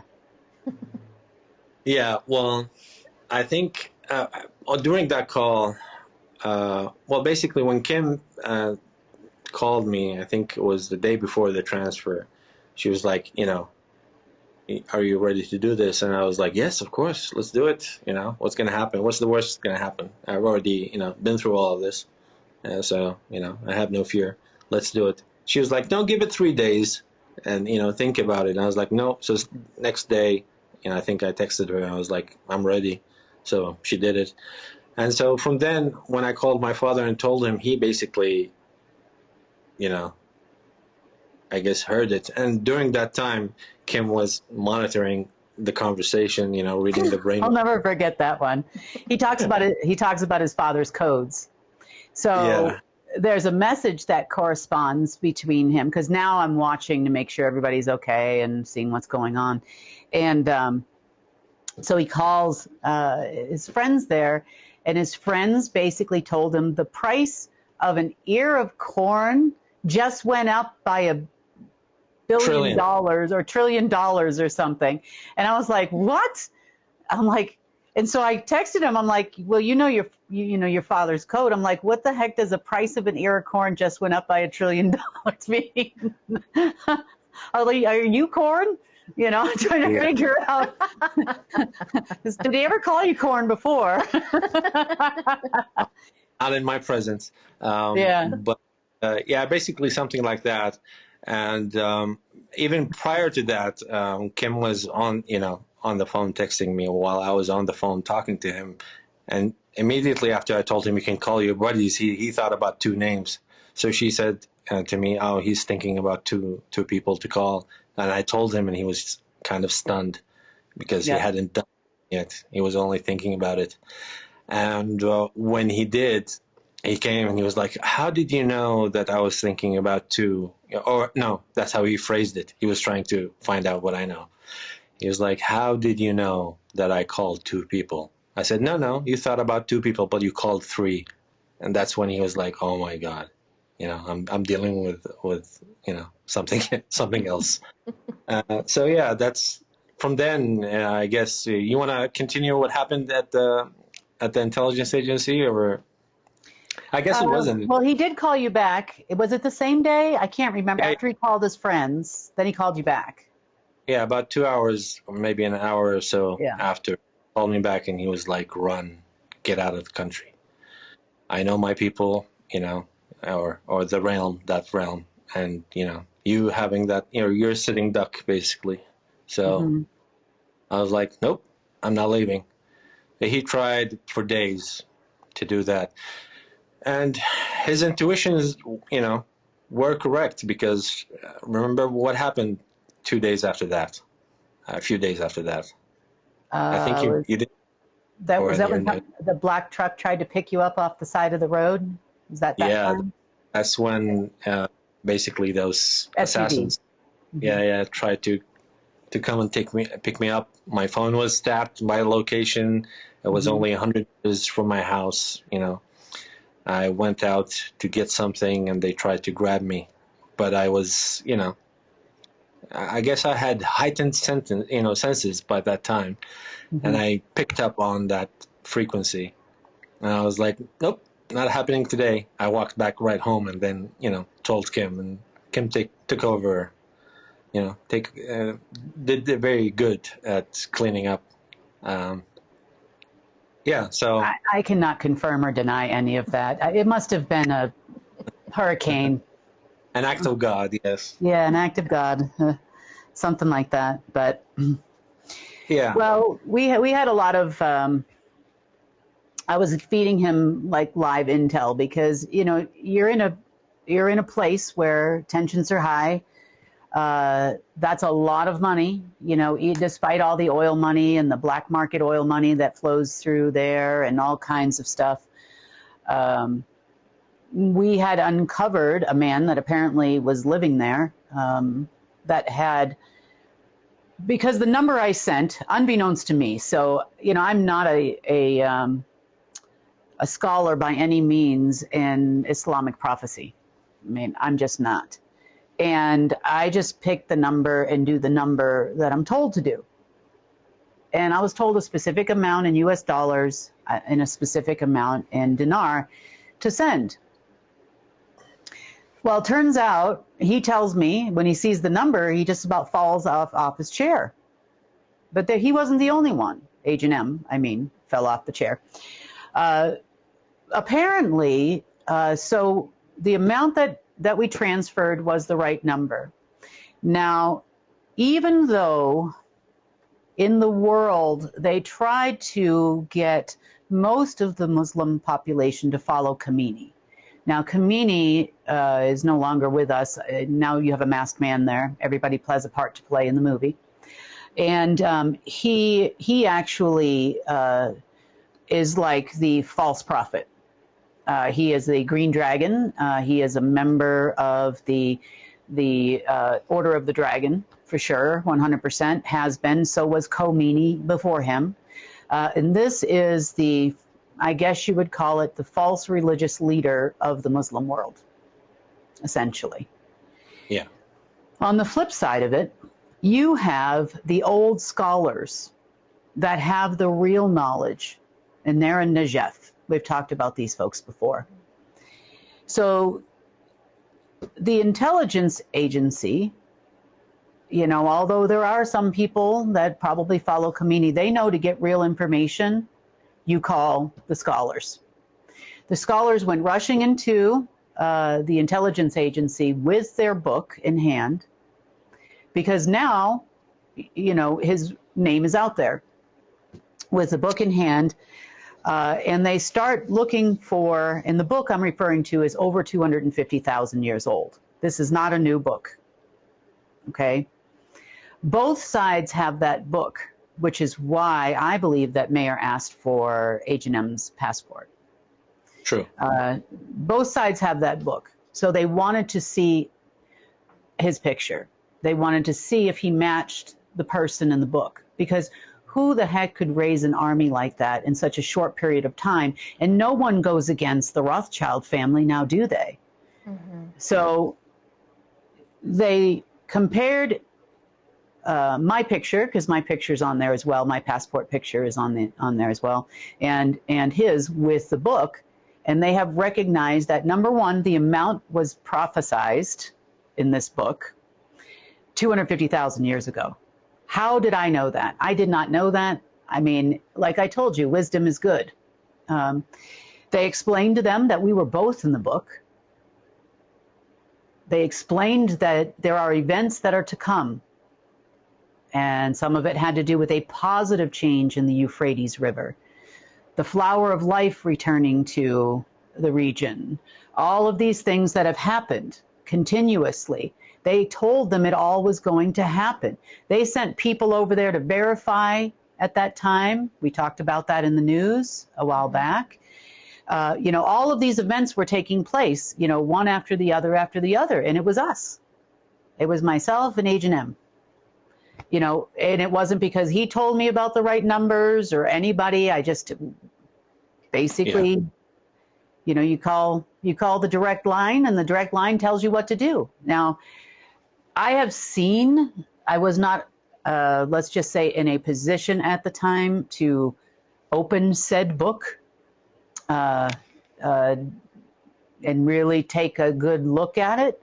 I saw a little bit of it, and there are several copies on this planet of that book. They have one. Most of the other copies are in the wrong hands. I believe that there's one in Russia that recently fell into the wrong hands because, you know, I traveled around a little bit while I was there. You know, I wasn't just a Moscow thing. So I went and saw places and people that no one would know were actually there, or, you know, they look like paupers in the middle of nowhere. But those are the people sometimes you want to talk to. I'll leave it at that because I don't want to put anybody in danger. So, but they brought the book down there and explained to them about all the prophecies. Well, it was working and everybody was happy. Everybody kind of had gotten together until the Rothschilds, et al., basically told them that it was their care was them. Yeah. But then you had Monarch Military try to, what they call, it's a hacker technique called screen scraping. They tried to steal the money. They told the Russians, who had just paid for the BRICS conference, the billions of dollars, that they could come there and collect their money on a certain day ending in Y, that they had promised everybody they were going to get paid. That's the day, I think I talked about it on the news, about everybody going on an elite scavenger hunt using private jets. A few months ago. And that's where it was from. They were all in Iraq, and then they were sent to the UAE, and then, you know, the Russians dropped off and said, look, you owe me money, not the other way around, you pay me. And so some did continue on to, I think it was somewhere in Africa or Egypt or something, and then everybody kind of figured out it was, you know, they were just wasting their time. So that kind of ended, and we left it there for a while, you know, in hopes that things would turn around. You know, he had some visions about what was supposed to happen. And of course, then the British came and the Americans came. And then, you know, everybody came and said, don't take it, don't touch it, don't take it, don't touch it. You know, the false prophet people came and said, don't touch it, don't touch it, don't touch it. You know, we're waiting for some other event in alignment with Uranus or something. And it didn't work out. We ended up pulling it back because I just got tired of sitting there going, screen scraping, you know, no, push the button, no. You know, I got tired of it. So, and we will try again, you know, at some point in the near future. But with my friend Earh of Corn, no, I'm just kidding. My friend Earh of Corn. But we will definitely try again in the near future. And we're in very close contact as it relates to all the events in Yemen, how that's translating to the PKK, the PMF, the Syrian army, the Americans, everything that they're doing over there. We know every single plane that flies around. We knew about the Hamas and the Israeli situation. Go ahead. Well, two things about me that I think you guys should know, or the viewers should know, is that even though I'm not religious per se, I'm very well versed, you know, at least on an academic level, on all religions, and especially all prophecies included in, you know, the Judaism, Christianity, and Islam, both sectors, Sunni and Shia. And I didn't know why when I was 15 I started reading those, but I guess now I know. So, yes, besides that, I monitor very closely every single civilian and military plane across the Middle East and sometimes other parts of the world, in addition to, you know, a lot of the ships that go through. So a lot of things, sometimes I would, you know, tell Kim, you know, hey, this is happening, you know, this might be happening. And then I started to basically understand which plane is operative's plane, which one is a special plane, which one, you know, is the plane that they send when they're trying to open a gate, and things like that. So yeah, the situation is, you know, every time there's an alignment, they get a set of orders in the region. That, you know, Turkey, Syria, Jordan, Israel, Iraq, Iran, Saudi Arabia, Qatar, Kuwait, all of them. And, you know, suddenly, you know, they're all very busy and the sky's clouded, you know, with planes moving arms and things like that. And, you know, we prevented a lot of things. Sometimes, you know, sometimes I would get tips from, like, you know, casual talks with people that they witnessed things. Remember the boxes that were dropped for ISIS by American military, American Air Force? You know, that was probably 2 years ago. So yeah, that's the situation. You have the PKK is basically, you can call them the Kurdish extremists group. That you know, they are the militant militia, very, very well trained, that go across Iraq, northern Syria, southern Turkey, and northwestern Iran, and they operate between all these regions. And so you get, you know, they get the Kurds to clash with the Turks, so the Turks retaliate with airstrikes. Then you get the Arab tribes in East Syria to clash with those. And, you know, you get the PMF, you know, divided sometimes between themselves and try to kill each other, like what happened about 2 days ago as well. So you get those clashes all the time. It's always during certain alignments, full moon, 3 days before, 3 days after, equinoxes, blah, blah, blah, you know, or like Kim says, day ending in Y. And recently, I think it was it 24 hours before, I was like, hey, Kim, I think, you know, I got information, you know, there's a meeting in London and another one in Israel. They're both discussing about, you know, airstrikes on Yemen, and about 24 hours later it happened. Now, this is all orchestrated. Nobody actually hates anyone else from, you know, that point. Everybody's playing their part. I joked with Kim. I was like, you know, 73 airstrikes on, you know, alleged Houthi positions. You know, if we're going to say one bomb each site, that's 73 bombs. But it only killed 5 people. So I was like, you know, 73, excuse my language, farts could kill more than 5 people. Yeah. You know? So, yeah, that was definitely... especially if it's my dog. Oh. No. Yeah. So yeah, it's all a show. And, you know, you got... now, the PMF is not doing this publicly as PMF. They call themselves the Islamic Resistance. And, yeah, so they're doing also, you know, targeting American bases in Iraq and Syria, and they're targeting sometimes, every now and then, Israel directly, you know, usually with cheap drones. You know, it's not going to hurt or do any damage. It's just for the show. And it was a little bit more than the show here, because I'm going to go into something. I was going to wait till you're finished, but the orders actually came from American soil, underground, actually, from Mr. spelled S-A-I-F, but pronounced safe, and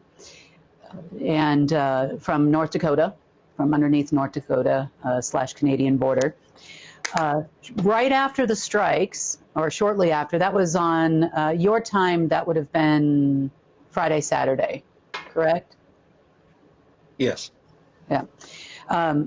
Shortly thereafter, in the middle of the night, Saturday night, early Saturday morning, I guess you would say, Eastern Standard Time, the military, per the orders of the same person that ordered the strikes, actually went to, the U.S. military was at DEFCON 1. Now, DEFCON 1 means a nuclear strike is imminent. So can you tell me if the Houthis have nuclear weapons? From my understandings, no. All of the Houthi equipment and weaponry, and expertise come from Iran. And they were, due to my prior calls with Mr. Rothschild, told me that the Iranians, have, basically took a line of credit on their nukes because they had nukes they bought from Israel in 1984, which shows that they're not really enemies. That's number one. Number two is through him as well, I understood because I confronted him. I was like, I don't believe Saddam Hussein actually was, executed. So can you tell me where he is now? And he tried to dodge the question about 3-4 times. And at the end, he was like, I have a lot of NDAs and things that I have signed, but I can tell you there are a certain Iraqi family that lives in Buenos Aires. So I was like, oh, you put him in the same place villa. With Hitler. The place. They're buddies. They're buddies. They hang out at barbecues now, Good old Sammy for Uncle Sam. And he was then he understood that I knew a lot of information. So, I was like, listen, don't play the games. I already know he's not executed. I just want to know if he's still alive now. So he confirmed and that they speak regularly. And that's when he confided to me that he has a third son. And that son was named Safe. And then he lived in Canada. But he tried to, I think he was either,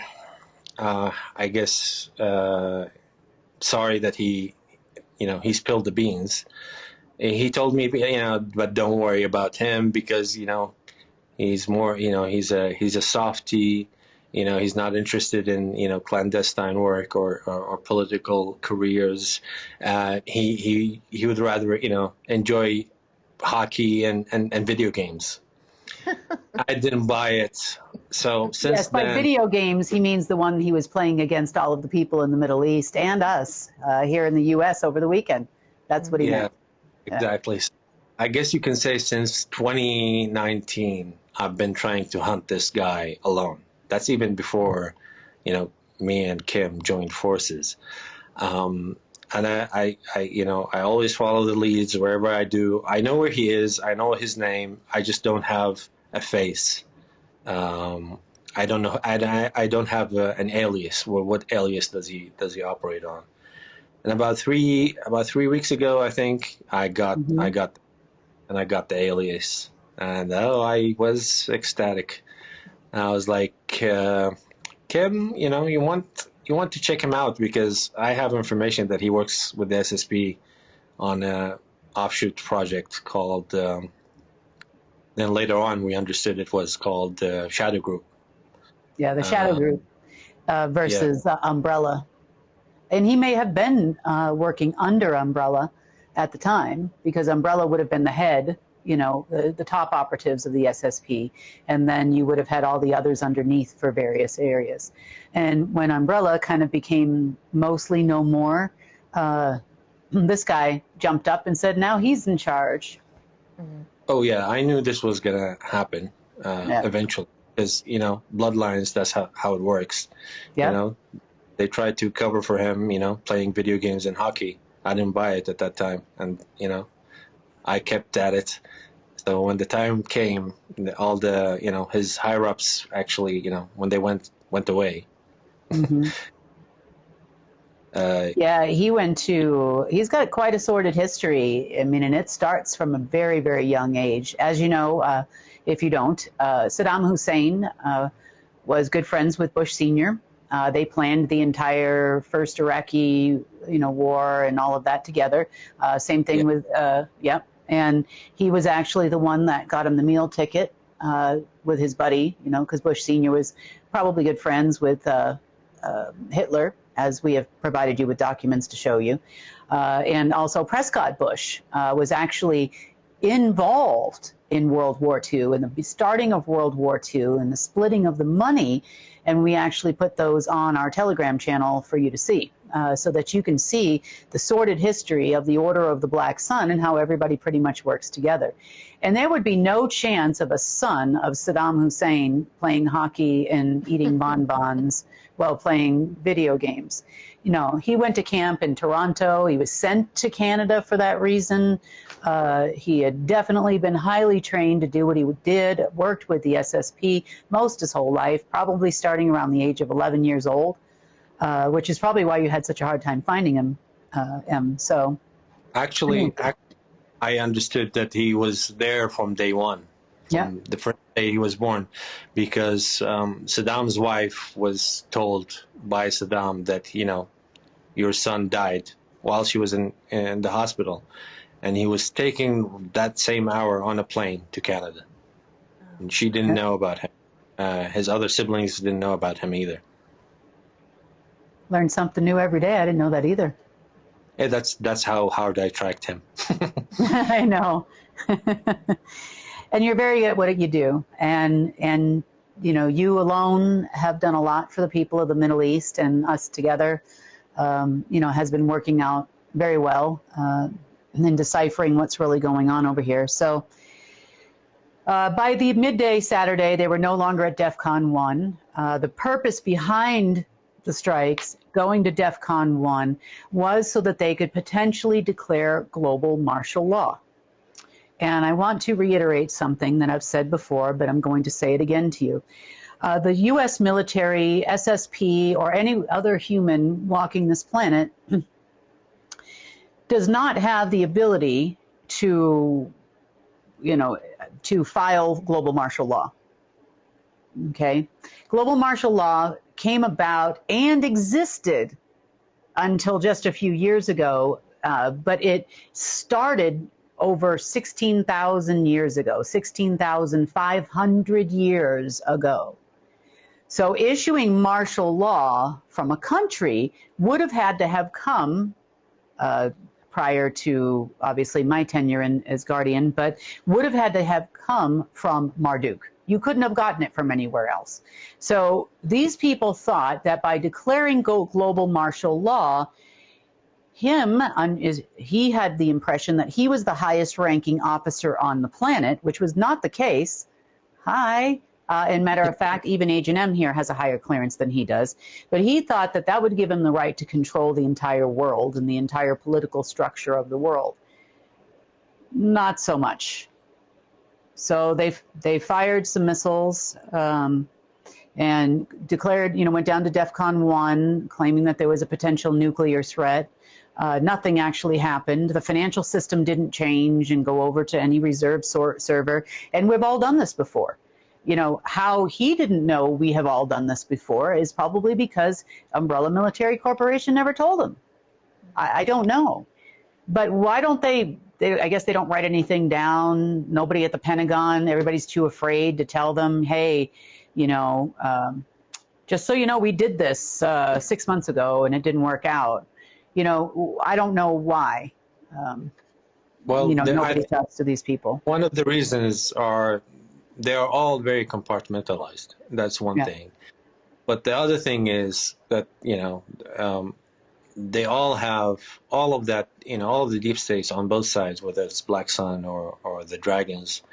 They have, you know, they have hive brains, you know, hive mentalities. They always work in, you know, they go back to the book, whatever it's in the book, that's what they do. And they go back in the loop.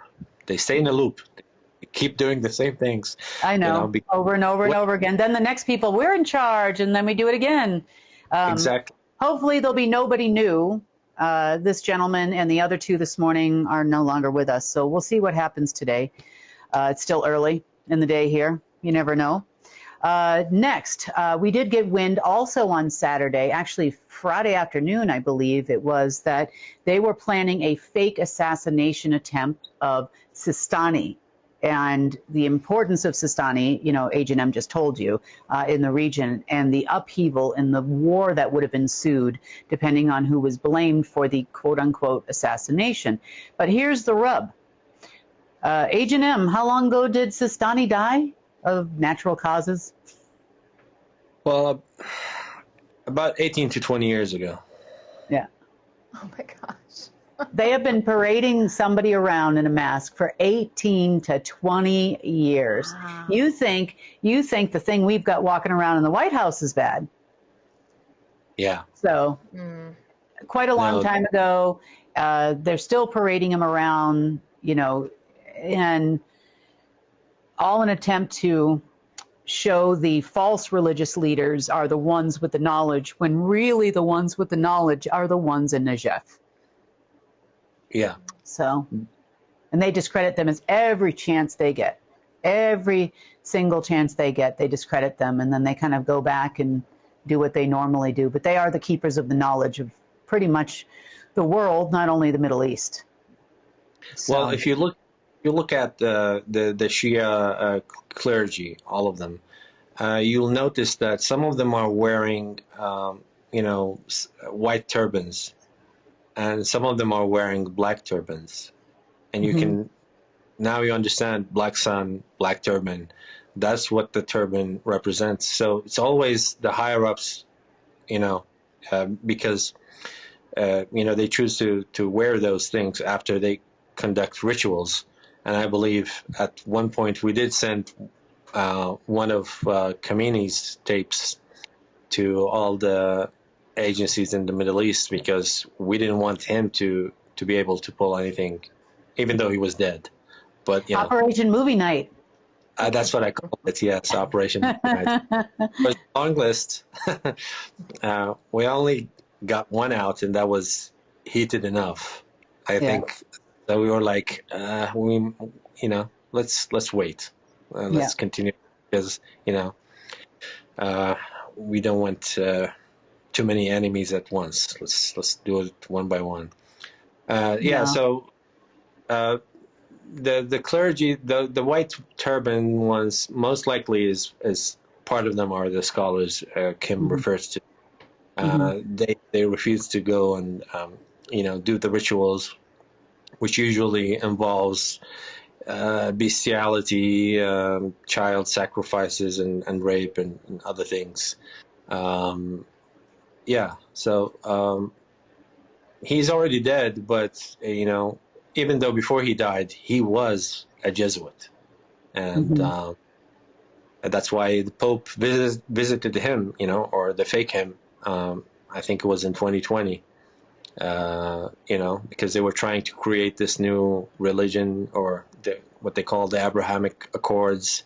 That's why they were, the Rothschilds fought very hard to get a hold of Iraq during I didn't know that the contract broke between them at that time, between the families and the Black Sun. In 2019, they started to fight over territory.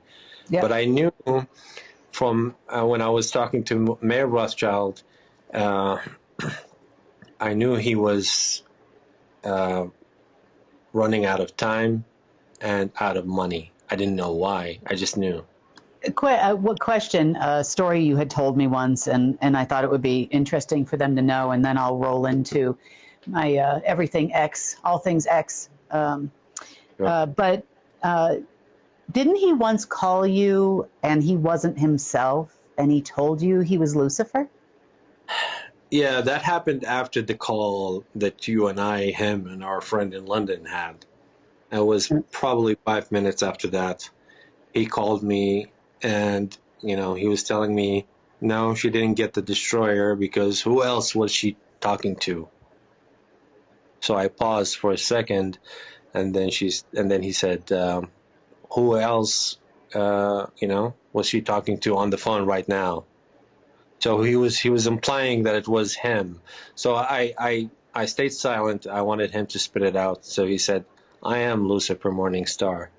And and his voice, although it was the same, it became more eerie. So I understood it. In my gut feeling, yes, he was telling the truth. Lucifer was channeling through him. And at that time, I had a mix of emotions, roller coaster, I guess, for 5-10 seconds. Because I was like, okay, so he's on to me now. he's talking to me in person. But that very, very last emotion, I remember I had a happy emotion. I was like, okay, now I can infiltrate him, his group, and I can pretend to be on his side. But then I was like, no, I don't want Source to, think ill of me or, misunderstand my intentions, And then at that moment, Source spoke to me in the loudest voice. And he was like, don't worry, I know what's in your heart, Mm-hmm. And I was like, Source, is that you? And he's like, I am with you, I hear and see. So, and then he showed me a vision. And the vision, I understood it to be the mother of Moses leaving her baby in the stream.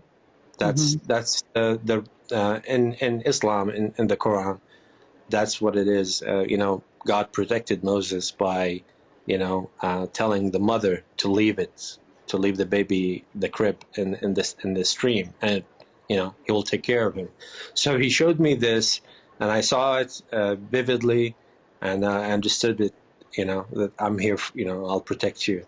And so, I had morale at that time, the highest, I was king of the world at that moment. I was like, yes, so my side.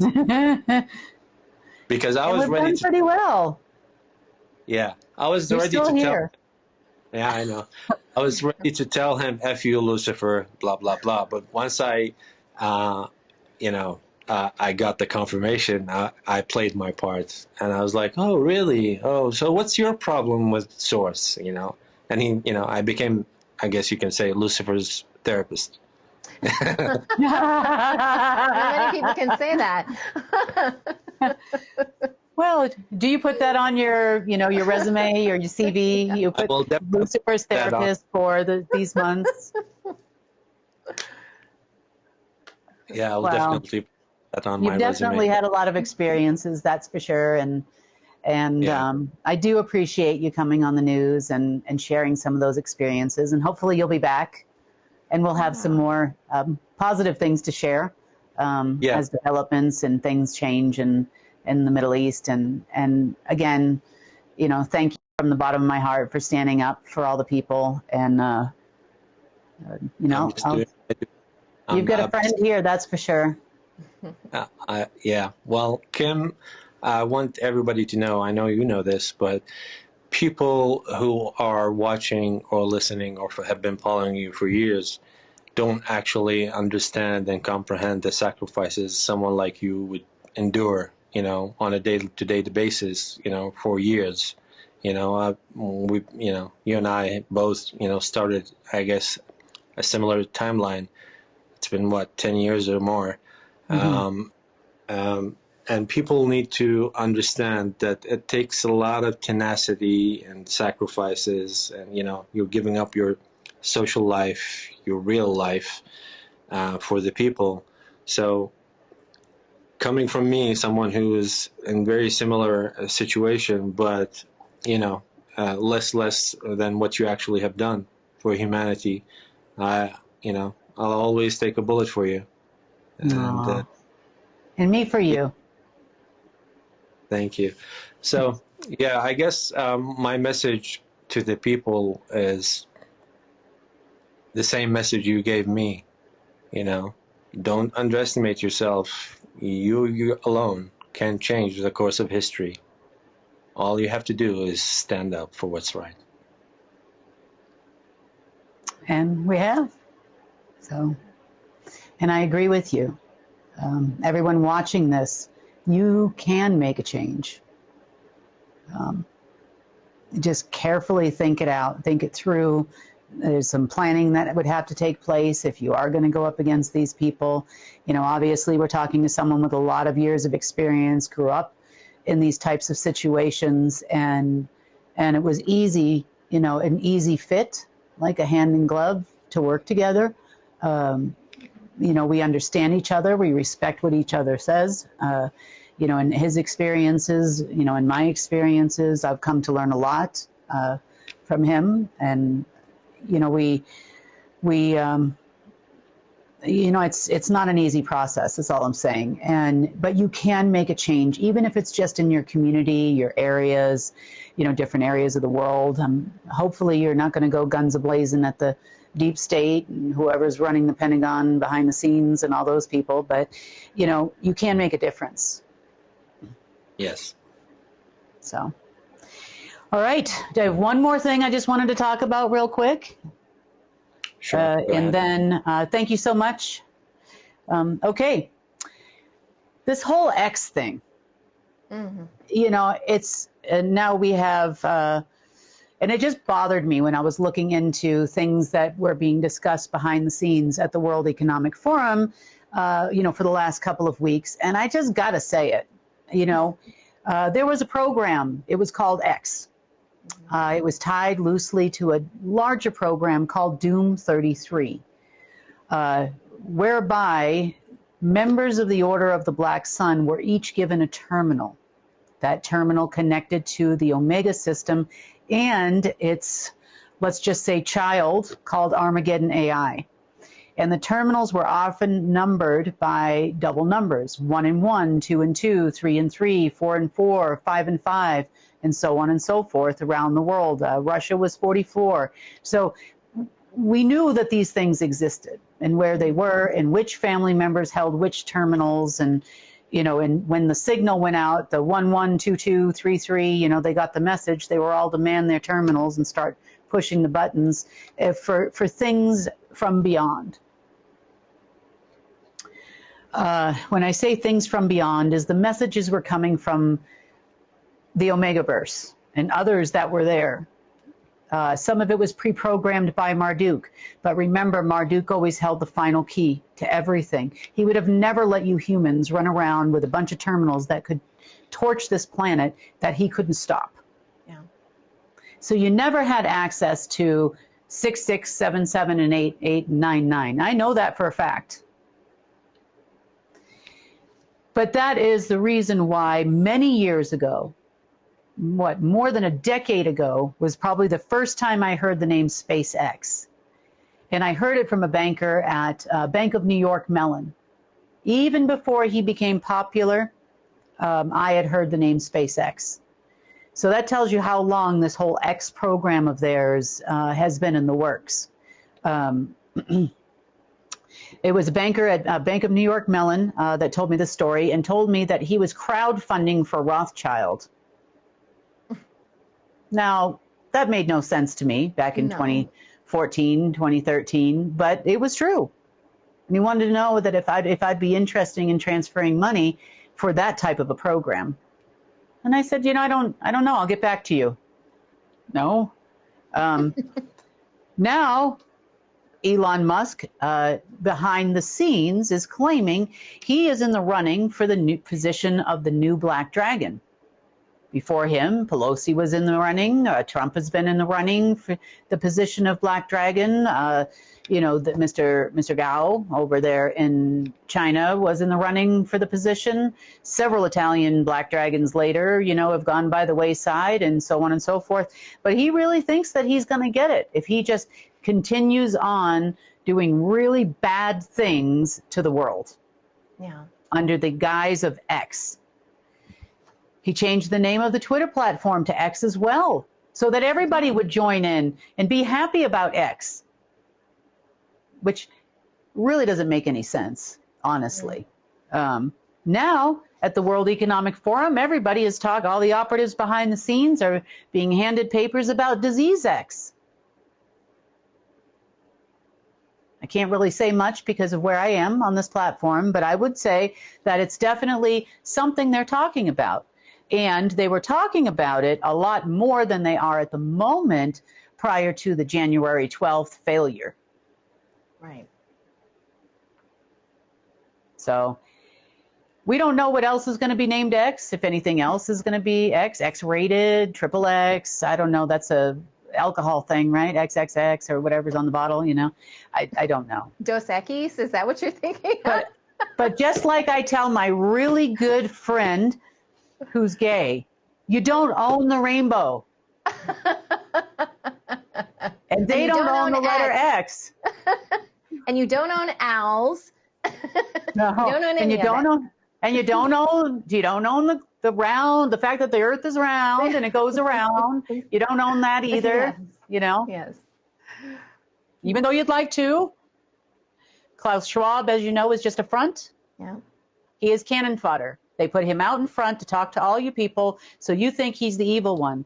I'm not saying he's a nice guy and doesn't wear weird clothes and do bad things. I mean, definitely he does. But he is not the one pulling the strings. He gets orders at least a year ahead of time, if not longer, for what you actually see taking place at the forum. And that's actually a guy in a mask too, right, Kim? Yes, he is a guy in a mask. He had a heart attack when he was in the States, actually. It happened here. CIA scooped him up, grabbed another agent, slapped a mask on him, and tossed him over to the forum. This was, it was about a year ago, wasn't it? Something like that? It was within the last, I thought it was 2023 it happened. Yeah, sometime within the last year. So,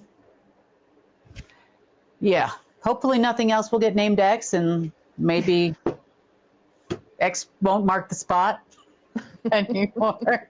Of gloom and doom, apparently it does. I know, I guess it does, you know? Yeah. You know that you have a demon running your company when they rename it X. Yes, if that happens, run. Run. Get another job. There's plenty of them out there. Just go. That's right. All right, Sunny. Let's wrap up the news for Monday. All right. Well, thank you, Kim. Thank you, Agent M. It was lovely having him on the newscast as well. So hopefully it was. Yeah. All right. Thank you, guys. Thank you. And that wraps up today's news update. Please share UNN with your friends and family. We need everyone to come together and help restore our planet. When news happens in your area, record it and share with us so we can help you share it with the world. Remember, if it's going to be, it's up to me. I'm Sunny Galt. Join us Monday, Wednesday, and Friday for the real news.